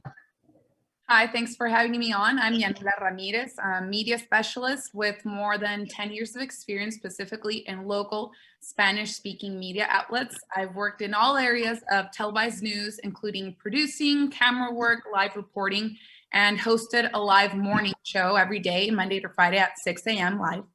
I've fostered relationships with local networks, including the major Hispanic players, Univision and Telemundo, of course. I also work with different outlets, print media, and social media platforms to deliver informative segments that can help the Hispanic community. And we also have other production and support team members, our colleagues that are back at the office that have a range of specialties that we can call upon no matter what the project or assignment that we hope to have the opportunity to work on. Now let's move into the section providing background on our firm. NV5 has actually been here in the San Diego region for more than 65 years. Way back then, it was known as NOLTI. And we specialize in working with public agencies. And so again, we've already worked with the authority in just about every other city and other water district here in San Diego County. Now, NV5 provides extension of staff services, which is what this on-call contract would entail. We are subject matter experts. And we are effective project managers. We do a lot of field services for our division, Community Relations and Public Affairs. Those field services, of course, include press conferences, ribbon cuttings, community meetings, facilitation, stakeholder groups, just about anything that you could imagine that involves communications. And you'll see some of the awards that we have secured for our clients doing this type of work. On the next slide, you can see that we also have an understanding of the Sweetwater Authority based on the work that we've done very recently, but also just throughout the years here in the region. And we really appreciated that you included in your RFP your 5-year strategic vision. There was a lot of really great information on there. So we know about your programs and we know about your infrastructure from the work that we've done, but we also really appreciated that you included these 5-year visions of having more community integration, protecting your brand reputation and continuing to elevate that. We know that that's so important. And then increasing your reach and your impact. You've got a great communications team and program already in place, so you don't need to redo anything, but you do need to build, just like you built that dam, one step at a time so that you continue to build that program. And even though you have challenges like COVID and now we've got the drought and a lot of things that are out of your control, we do see that you understand the importance of speaking with one voice. That's how you get credibility. And then we really like that you included the survey in the RFP. There was a lot of great information there as well, and you're seeking input. On the next slide, you can see that we understand what an on-call contract entails. You have a limited budget and there's a lot of different things that you need to be delivered for you. And you're not exactly sure what might come up. And so these are just some of the things that were mentioned in the RFP. I highlighted strategic planning, survey analysis, because we believe those are going to be the first things that we do with you, but then also translations are always needed. And then we really like seeing your attention to multicultural community outreach because that is so important going forward. And then on this last slide, we understand that you're going to continue to build awareness, understanding, and relationships. But just like that picture of the dam, if you get one crack, one media story that goes wrong, one misunderstanding on social media, that can erode the trust that you've worked so hard to build with the community. And so that's something that we're going to be attentive to with everything that we do for you. We're thrilled to have met your new general manager. So that's a really great opportunity to have profiles on the authority, and we're going to continue to build relationships and support. So our approach to developing and delivering successful public affairs services is based on our effective delivery of literally hundreds of communications projects for public agencies. The services outlined by the authority are very similar or identical to those we have provided for other local governments, and we would use the same best practices in our approach to accomplish the authority's goals. Specifically, our team follows the research, planning, implementation, and evaluation approach to effective public relations as outlined by the Public Relations Society of America. But we know that's not enough. We know it's important to also develop creative out-of-the-box tactics that cut through the clutter, get attention, and most importantly, results. This approach ensures that each service you request is informed by sound input from your team and includes strategic integrated planning based on our collective experience, including yours, quick and efficient, but also mindful implementation of tactics, and routine evaluation that includes quantitative and qualitative assessments to achieve the goals outlined in your strategic communications plan. Now with NV5, you have a team of professionals at your disposal who have extensive expertise with each service outlined in the RFP. For each task, we assign the best individuals suited for the job, with strategy always being overseen by the project advisor and supervisor to ensure alignment with your overall program goals. We understand that projects and needs can often change on a moment's notice. This happens to us quite a bit, but we are experts at quickly pivoting to ensure projects stay on course, within budget, and are effectively executed on time. Oh, why NV5? We know you have a choice today and you're hearing from different consultants, but we want you to understand that our proven experience is what really defines us. We always use traditional tactics with the newest innovative tactics to make sure that we're reaching a variety of audiences. And we also work very strategically in that way and very smart. We're also very creative. And sometimes you can't measure creativity, you can't measure passion on your scoring sheets, but those are very important. And as you'll see in the next slide, we love to take creativity in everything. So at the top, you'll see our little water mascot. And this is a 360-degree virtual tour that people use Google Cardboards and they look immersively in and around at this facility. Because of COVID, we can't do tours. So we're launching a 360-degree tour. On the bottom in that green screen, we have CEO of Padre Dam, Alan Carlisle, at a startup newscast show. It's not a local news show. It's a startup that has a different audience, and that's who we wanted to reach out to. So with those messages. And then, of course, we love to meet the public where they're at. So whether it's a pop-up at the corner of a neighborhood that has a project, maybe you have some fact sheets, a Sweetwater associate there, and you can go to where people are so you can communicate messages and project updates. They're at the 5-minute mark. Just giving you a heads up. Thank you, Leslie. So on the next slide, Yanula will continue. Yeah, thank you, Rebecca. Exactly what you were saying, that it's so important to establish trust in the community that you serve. And the Chula Vista and South Bay community is one that I am very familiar with. I was born and grew up there. My parents actually still live there. And I continue to have strong ties to the area. Apart from being an actual community member, my work has always included navigating events, meeting the public where they're at, and working with companies like SCGNE and the Latino Health Coalition to deliver important messages in Spanish. We understand the importance of establishing trust with the Latino community in San Diego and understanding the proper dialogue, what issues are most important to us, how to navigate between different groups, and delivering the message in our native language, which is, of course, fluent Spanish. And unfortunately, some government and utility entities struggle with having a native Spanish speaker deliver information to the public. NV5 understands those needs, and that's why I'm excited to work with this organization and with the Sweetwater Authority to address these points and to establish a stronger link with the community that it serves. Now, where have we proven our skills in the past?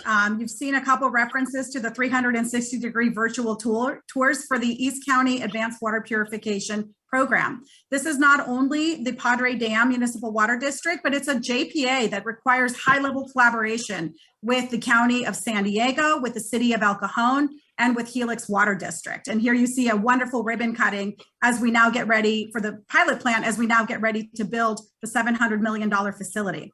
On the next slide, you can see closer to Sweetwater, work that we have done for the city of Chula Vista. Probably the most popular project that we've done for them is the This is Chula awareness campaign, which was created to correct misperceptions about the city of Chula Vista. And at the end of this campaign, we garnered more than 400 million impressions. We had Mary Salas, again, with a podcast interview. We had extensive media coverage. And you can see on the picture here, we had the Pan American community also involved in our videos and a lot of direct engagement with community groups because we know you have a very diverse community in South Bay. On the next slide, you can see that we have done work for the City of Oceanside Utilities Department. We had just 2 weeks to plan a press conference when an EPA official decided to come out in person to provide a grant check. Now, because of COVID health restrictions, we couldn't have all of the different project partners for Pure Water Oceanside attend in person, but we figured out how to get a giant screen. Everybody participated. The media showed up. They were all socially distanced, and it was a huge success. Rebecca and Jenna did an incredible job, again, in such a short period of time with that particular assignment. On the next slide, we have a smaller assignment, but for the city of El Cajon. You don't think about digital ad campaigns for sewer billing, but that's exactly what we had to do. We had a small budget of $15,000. We had to produce information in Arabic for the Chaldean community in El Cajon, of course, in Spanish and in English. And we had measurements that showed us from day to day how much engagement we had with each of those languages. We had micro-targeted campaigns running with the radio stations, and it was incredibly successful, including information provided for their website. On the next slide, you're going to see the familiar moment when we had kids catching a fish on live TV for your authority. So this is just one of the examples of media that we garnered for you, and Jenna's going to give more detail. Sure. So it was so much fun working with your public affairs team on this project. We had the opportunity to work on a few projects with you last year, both for the controlled transfer of water from your Loveland Reservoir to help raise awareness of the financial benefits to customers and also promote your fishing, your shoreline fishing program. We actually got Gabby and her son and his best friend out there for the Fox 5 live segments that morning, where we had the opportunity to catch a fish live on TV. And we also created social media posts for this program that we posted in local community Facebook groups, which were very effective, which you can see some of those here. At the end of the day with this, the fishing program promotion, we garnered live TV coverage. We also garnered coverage in the San Diego Union Tribune, the Star News, to name a few. And with the social media posts, we actually garnered over 43,000 impressions. Just 10 seconds left to wrap up.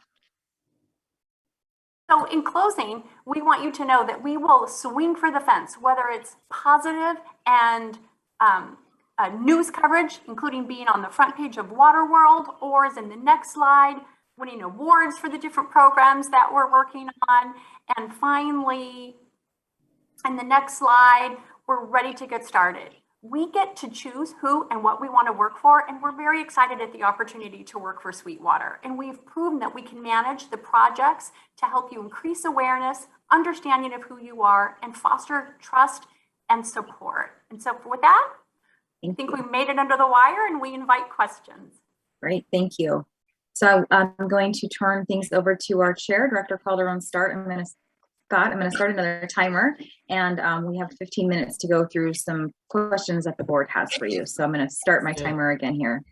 Chair Calderon, Scott, if I may, I just received a message from Director Sotelo Solis that she had to step away for a few minutes. So she's not with us at this time, and she'll be back. I got her question shortly. covered. Yeah, okay. I just thought I mentioned that. Thank you. Perfect. Okay. Thanks for that information, and I will go ahead and start the clock when Director Calderon Scott begins questioning. Thank you. Okay, and welcome. Thank you for your excellent presentation. If selected for this work, what could you offer to enhance the authority's current outreach efforts, particularly at the grassroots level? Gabriella will be serving as your day-to-day contact. And Gabriella, would you like to answer that question? Absolutely. One of the things we've mentioned that we're limited with COVID restrictions, so you can't hold as many community events. The sports games are starting to get back up and running, but it's been a little bit slow, and people are wary of having somebody approach them and try to share information if it's not something that is an immediate need. What we recommend working with more grassroots communities is that people are online, for better or for worse, more often than ever. And so you can get very creative with targeted social media campaigns.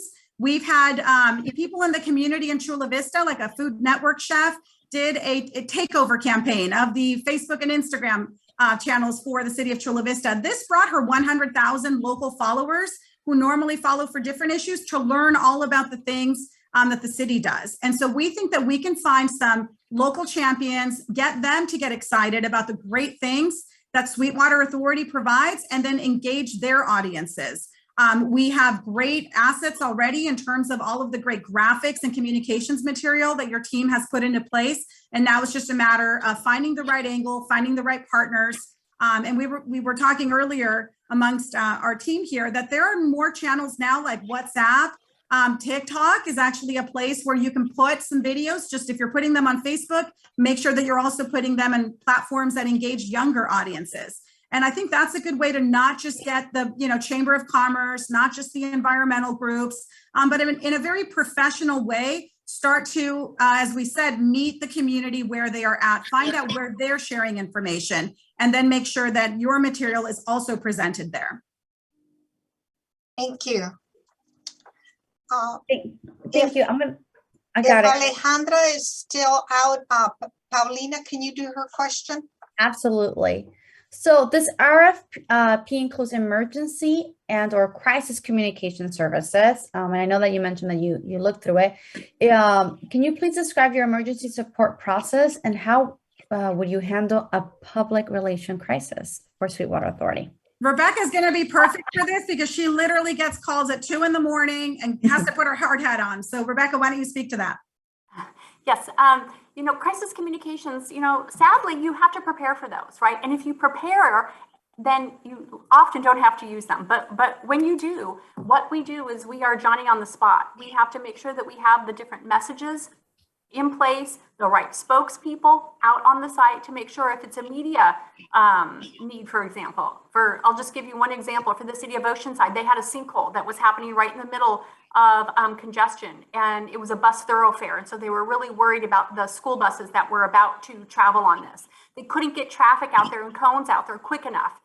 So we had to really hurry on the spot. We had to get everyone involved, even neighboring cities helped us so that we could go out there. And so while all those crews were doing that, I was meeting with the director, trying to make sure that she understood how to communicate with the media, what the facts were. She was very nervous. So I had to sort of settle her down and make sure that she just was telling what was happening so that she could be an effective resource for the different people who are out there wondering, where are my kids? Why are the school buses late? Where's MTS? So those are some of the things that we have to plan for. There's also accidents that happen. We've had a crash that was work related for a project. So we had to communicate with folks about what happened and make sure that they understand all of the ramifications for that. So there's always different things that happen. And if you have your messages aligned and your spokespersons identified early on, then there's really nothing you can't tackle. Perfect. Thank you so much. Chair? What do you know about the makeup of Sweetwater Authority's service area and customers, and how would you uniquely tailor your outreach methods to best serve our community? Well, having done work in South Bay, not just for different water districts, but I mentioned the city of Chula Vista, and also we've done work in the county of San Diego, specifically in the South Bay. We're familiar, obviously, of the makeup of Spanish-speaking audiences. And then, like I mentioned, there's the Pan-American community. And then you also have professionals that, commute out for work, but are in different parts on the east side versus on the west side. And so what we have found to be effective in recent projects, of course, we would want to take a look at your specific survey results. But what we have found is to get the right message and then tailor it for the people that we are reaching out to. So for example, if we're engaging the Hispanic community, there are some perceptions that they already have about things like drinking water, because maybe they visit their family in Tijuana, or they just have these perceptions about whether or not water is safe from the tap. And so we know that that's a hurdle that we have to overcome with certain audiences. With others, like the youth, it really comes down to, we're trying to reach younger audiences, and we actually find this with all of our clients. The traditional tactics just are not as effective as starting to look to somebody like Yanula on our team, who can give us some ideas of where some of the new art groups are meeting, or where some of, we work a lot with Southwestern College, so they'll give us some ideas about some ways to reach the students. And so again, we have the core messaging that we develop with a strategic plan. We look at the latest research, which is what your latest survey is going to provide us with. But then we really have to look at what we think we know about your audience or your customer base may have changed in the last year. And so we don't just take, for granted what we know from years past. But then we develop very specific messages so that we are engaging your specific customers, and the specific groups, and even the individuals, once you get down to the age demographics, and even females versus males, that kind of thing.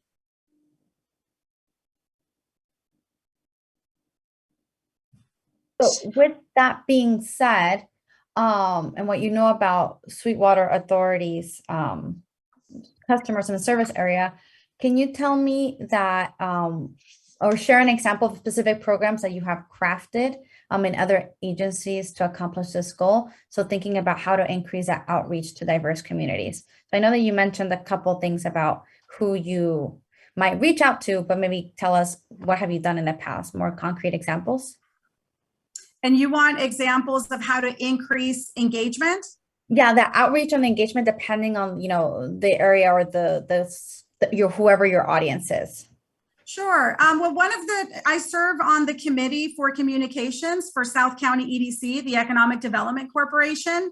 And one of the programs that we developed for them was for creating a brand so that the area in Otay specifically, now you have a lot of development that has been happening there, and you have the Amazon warehouse that had not yet been built at that time.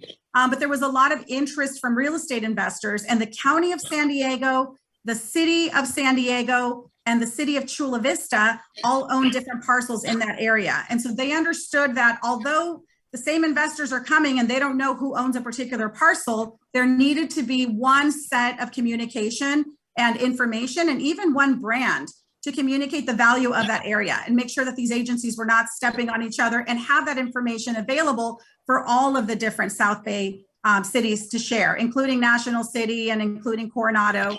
And so that program that we developed for them, called Cinco, really took all of the messaging and consolidated it in one place. It was very difficult because we almost had four bosses or four clients for that engagement.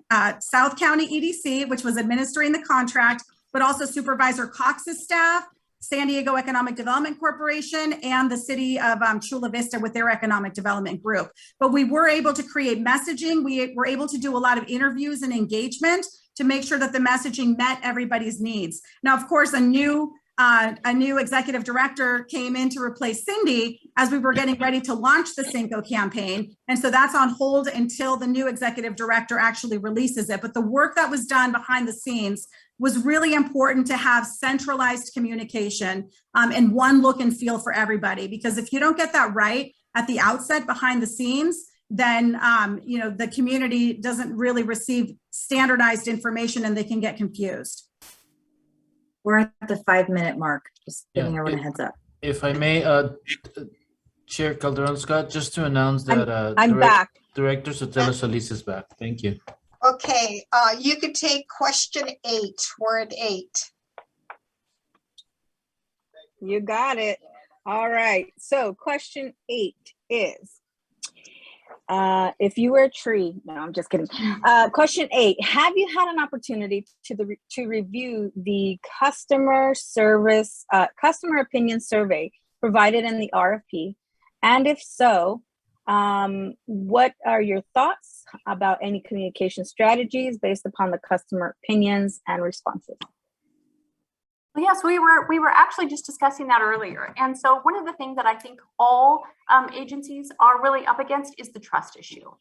And so we know that there's going to be, with some of your communities, a need for saving money. We know that people are trying to, save money on their water bills, but they're spending too much water on, or too much money on tap. And so we think trying to outreach to them to let them know that for pennies for a gallon, they can buy water. This is going to outreach to the disadvantaged communities who are trying to pinch or, save every penny. And so we want them to understand that tap water is a resource that they can use, that it's clean, it's safe and reliable.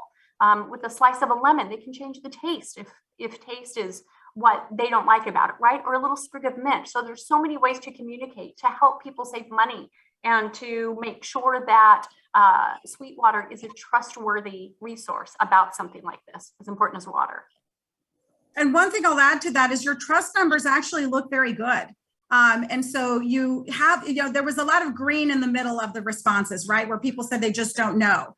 And then you had your negatives, but then you also had a lot of people that reported that they trust the authority or that had positives. What we really took, and again, this is just from the high level review that we did as part of the RFP, we really see the opportunity to move the neutrals or the ones that aren't sure into the positive column. It's very difficult to move perception from a negative into a positive. They might have individual issues that take longer to resolve, but you certainly don't want those people that rated in the middle to move into negative. And so I think that the public survey really provides some good guidelines that you can then measure later, and we can work with you to see how we move the needle. That's exactly what we did with Chula Vista. They had a survey that was done by Luth. They identified how many had negative perceptions, how many had positives. And then after our campaign, they did the measurement again with Luth. So it was independent survey. And they saw that we did actually move the neutrals into positives and that we had actually reduced the negative perception. And that was just after 1 year.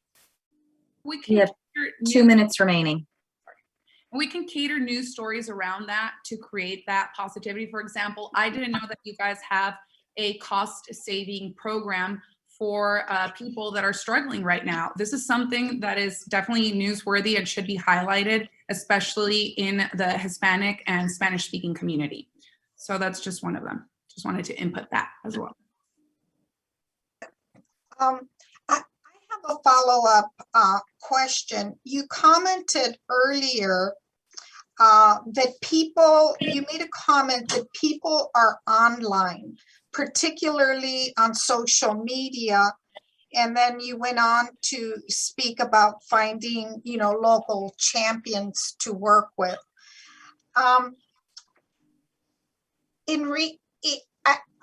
I guess you didn't look at the entire survey, but our survey really determined that the majority of our ratepayers are not online, and they don't prefer communications via social media.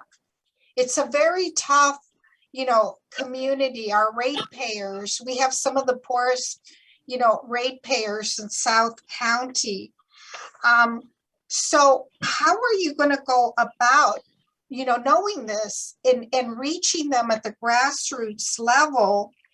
And who are the local champions that you have in mind that you would reach out to? And I apologize when I said online, and then also I mentioned WhatsApp later.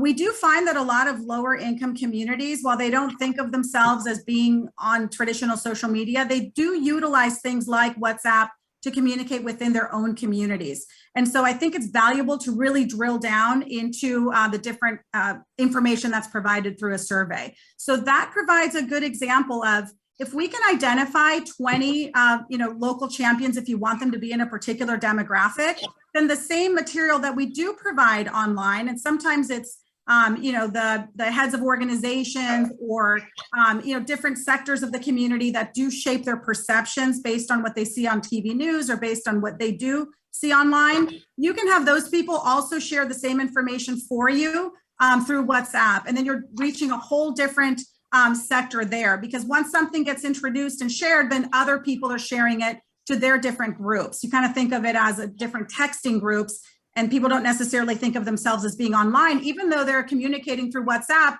20 times a day. We also, now that sports are opening up again, have found that if you show up with, with snacks or something to hand out to some of the families, just like Rebecca said, meet people where they're at.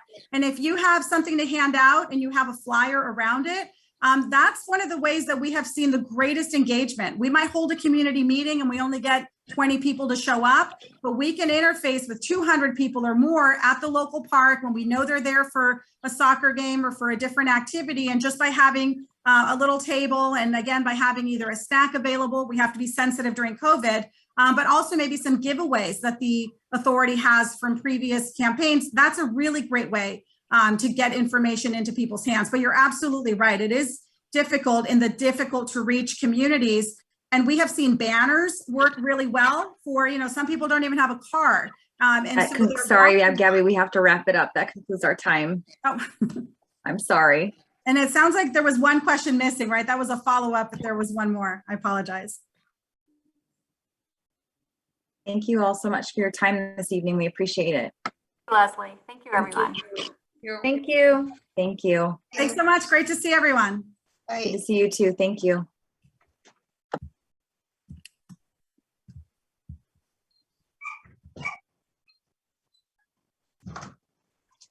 I've got to take a 30-second break.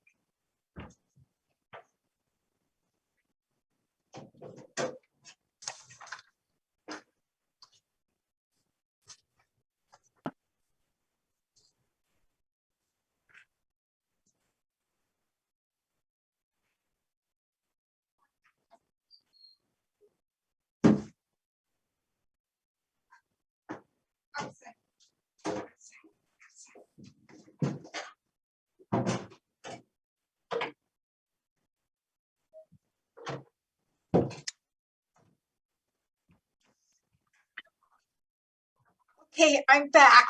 Had to take the pup out of the kennel.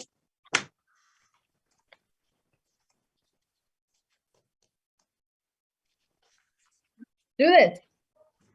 Sorry. Okay. Lead us through the process, Leslie. Okay, well, at this time, we can turn things over to the board for discussion. We've seen all three of the consultants. You have the copies of the RFP that were provided through the process, and Michael's put up the rating matrix that is on the screen. This was the criteria that was set forth earlier this year by this committee, and was provided to the consultants and within their scope of their proposals, as well as the criteria that we asked them to base their presentations on for today. So again, this is the ranking sheet, and I'll turn things over to the chair for you guys to engage in discussion about the interviews that we just took part in. Thank you.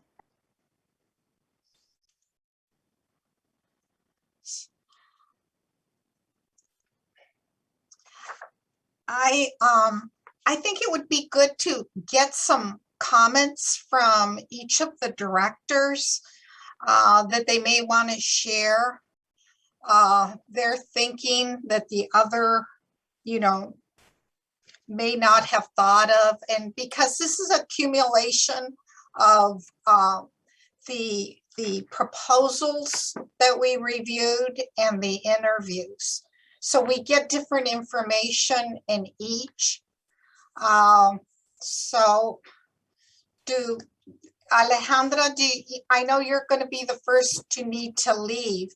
Do you want to, express any thoughts on any of the three candidates? Yes. So I actually wanted to share that as I went through each of the presenters, but I think that it's an amazing opportunity that we had to, really chat with each one of them, to hear the various perspectives, the energy that each would, individually bring to the table, to communicate our message of the Sweetwater Authority to everyone and their sister. And I thought it was good. I think though that as we worked our way down through the presentations, it was for me, each one had their strengths. You know, Grassroots Resources spoke heavily about the connections and the resources and the relationships. JPW, you know, talked about the diversity, and the NVS, you know, has been part of our portfolio in the past. So I think it really speaks to you know, kind of each one having their own strengths. That being said, I did score NVS the highest, followed by Grassroots Resources, followed by JPW. I think that for me, although JPW spoke about the bilingual resources, they did not, to me, impress upon how they would do that.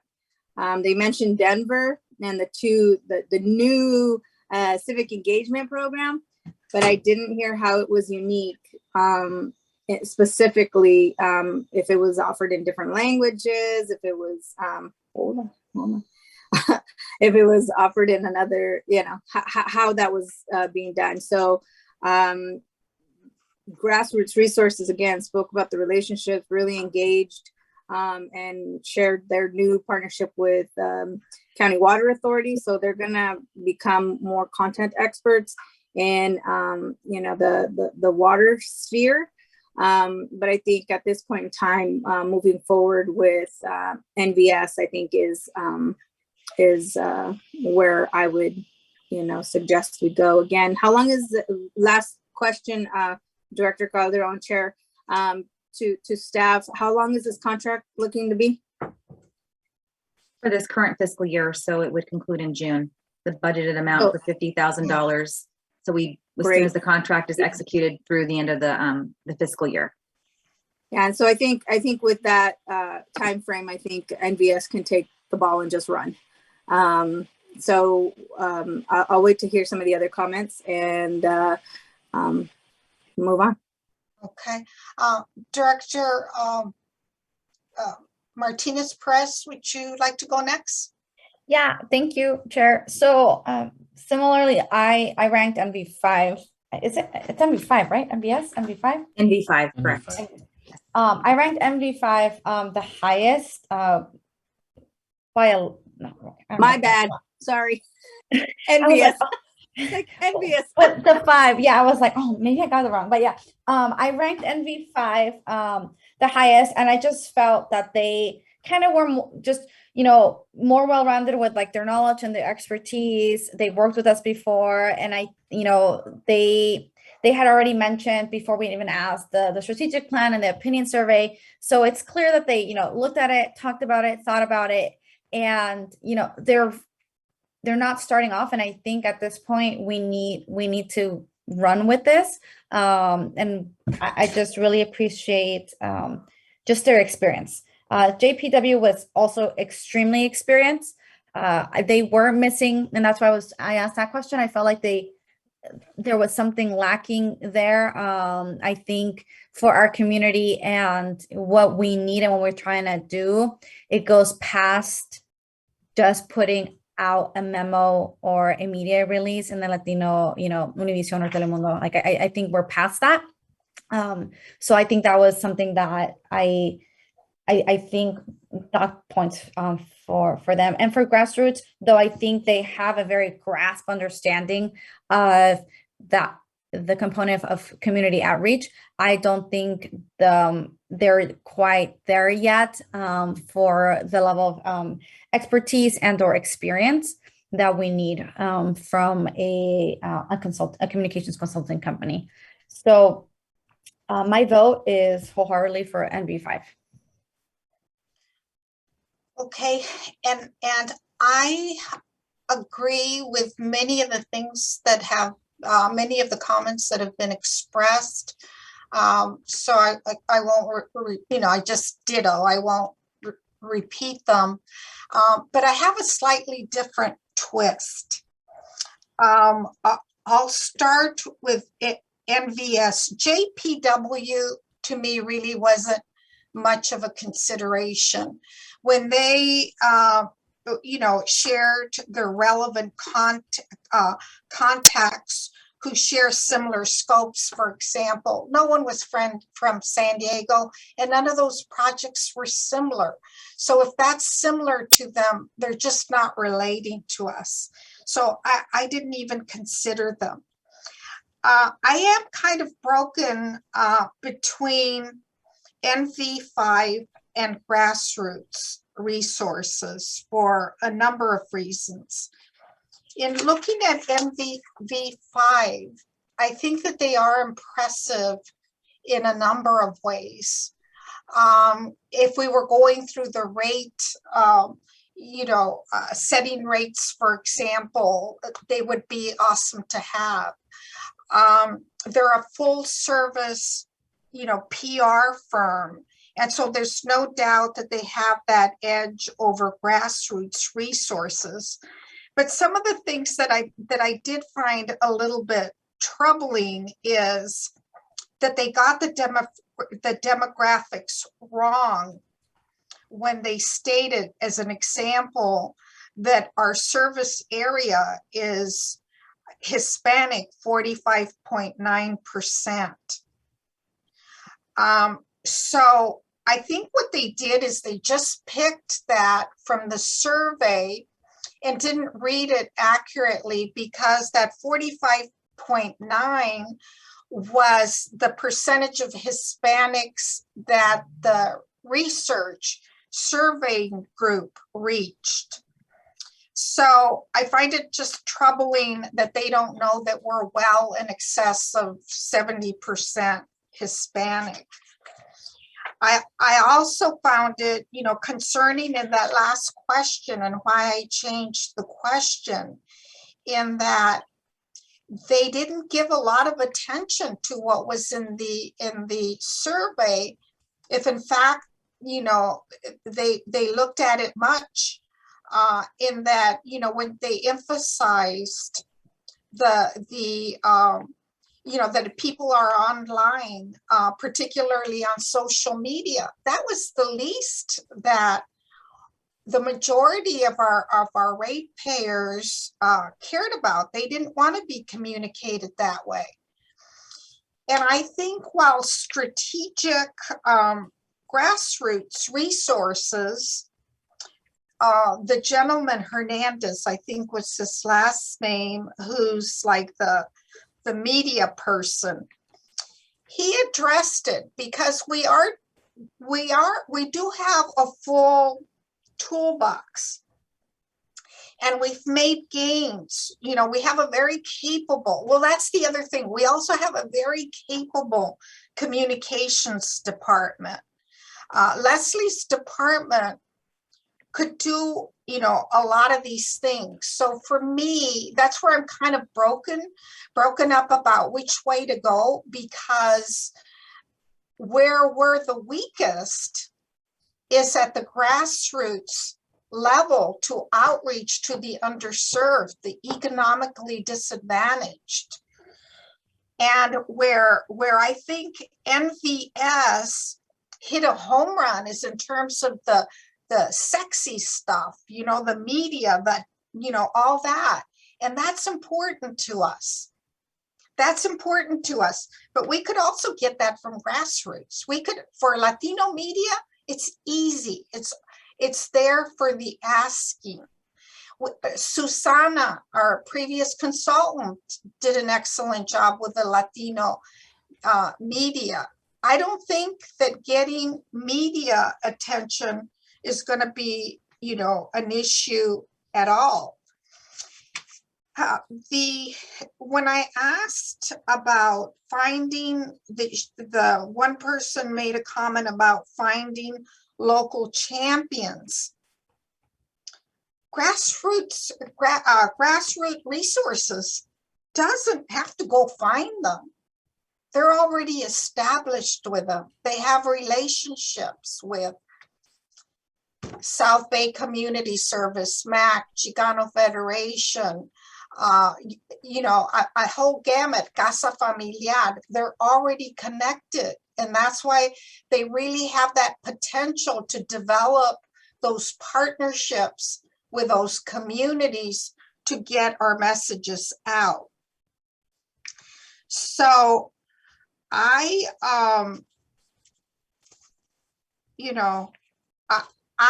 at the end,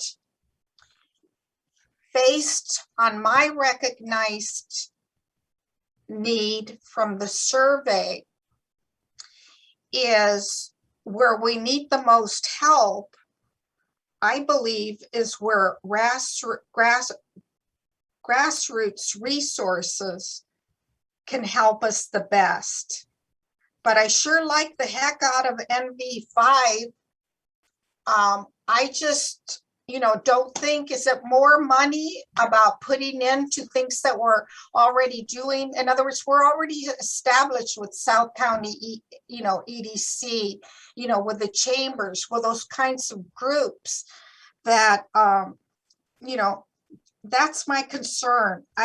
So I guess I have to go with grassroots. I just convinced myself as I was talking. I started off not sure, but I think if I'm to be responsive really to meeting our needs, is I would have to go with grass resources as number one, feeling confident that we have a strong communication staff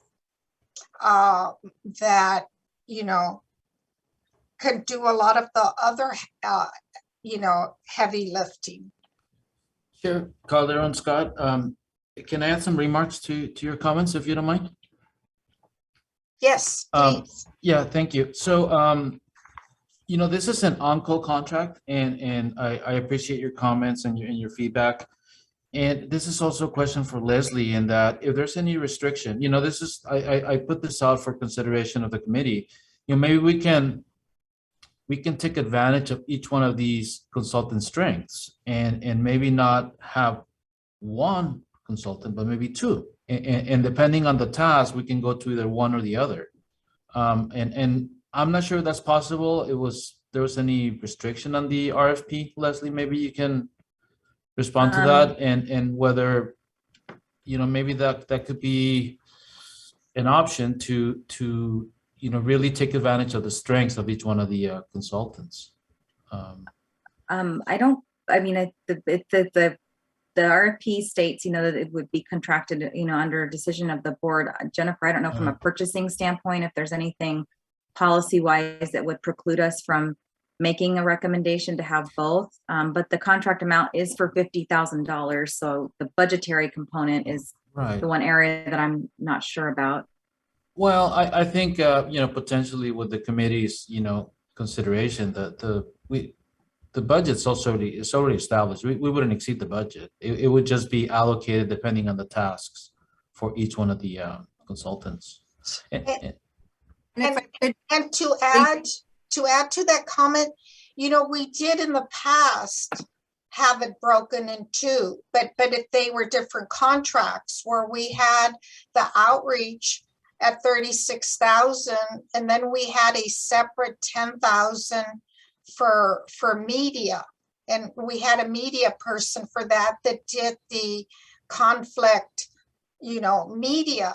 But what happened this time around is you added that conflict media to the outreach, and that's why I kind of pleaded with this group to make it 50 rather than the 36, because we were including the media and we had a lot of outreach ahead. So I didn't want to take away from the outreach. I will say, in the past experience, when we were under that situation, there were some times that it was challenging having more than one consultant, because a lot of times there's a lot of crossover amongst the two areas. So that can be challenging at times to just differentiate who's handling what, because there can be some, like I said, some opportunities for them to work together, or we need this person to work on this and it's not part of their scope. So we'd have to really be careful in the way the agreements were constructed to make sure that we don't have those challenges in the future, because in the past that was a challenge for the team when we had the two consultants. So Chair, I'm going to go ahead and I know that we have another idea on the floor, but I'm going to, since we are approaching our third hour on this, we started at 4, we're at 6:25. I would like to make a motion that we move forward with NV5, not NVS, NV5 for the procurement of the last 6 months of this contract. I think, just doing an assessment at the end as we open up for next year, to your point, Director Calderon-Scott, if there is somebody we just use for crisis management, then that is their forte. I think that's the only one that I would pull out, because that person should also too be doing Latino media and should also be doing, crisis should be across all languages. With that, I'll make the motion to move forward with NV5 for the rest of the fiscal calendar. Thank you.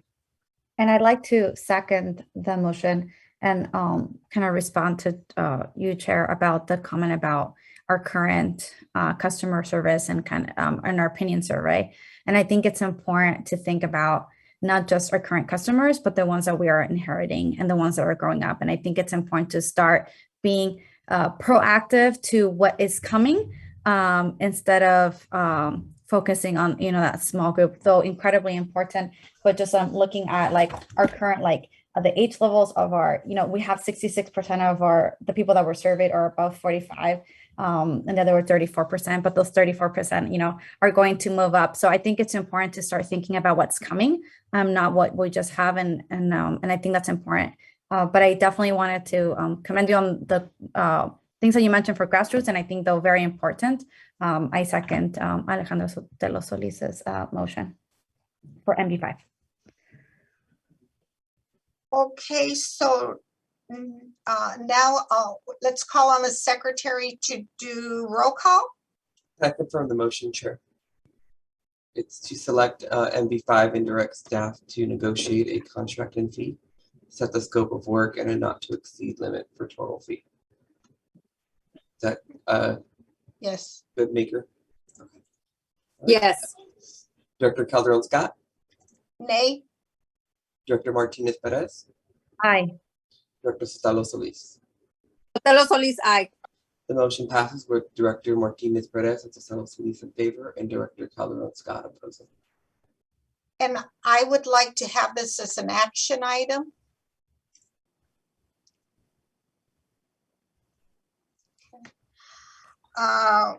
Next, we have directors' comments. Are there any comments by directors? I'm excited for the, sorry. I'm sorry, go ahead. I'm just excited. I just think this is great. And I know we've been talking about communications and outreach for a long time. So I think it's just wonderful that we are, finalizing or getting close to finalizing this next step in order to make sure that Sweetwater Authority is representing everybody's home and that we're doing our due diligence to get the word out. So I'm just happy. Thank you everybody for your hard work and, for the hard work that was done before I got here too. So I appreciate it. Thank you. Mayor Sotelo Solis, do you have a comment? Thank you again, staff, for all your work. Looking forward to having further discussion at the big board meeting. Thank you so much. That's it. Okay, and I just have one final comment. Kudos to Mayor Sotelo Solis for making it the Cuba. Can you repeat that? You were the first to raise the flag for the Kumeyaay in Native Americans. Yeah, that the was Kumeyaay, awesome. For the Kumeyaay Tribal Nation. So on Indigenous Peoples Day 2021, we were the first, and from what we've been told in the state. But this is, again, we have to recognize whose land this once was and continues to receive blessings from. Yeah, so it was definitely a beautiful ceremony, and just seeing the flag, that, people were brought to tears, including myself. And me, I get emotional. So and I was so proud that National City was the first. Thank you. Thank you. Next meeting date, Monday, November 15th at 4 p.m. Is that correct, or was that? Yes, the meeting was rescheduled from December because we have a few items that we wanted to bring through to the committee before the end of the year. So instead of our December meeting, Leah and Michael worked with the group to pull, and we'll meet in November. Okay. All right. Well, then that adjourns our meeting. Thank you. Thank you. Thanks, everyone. Bye. Bye. Everyone, thank you. Bye. Record.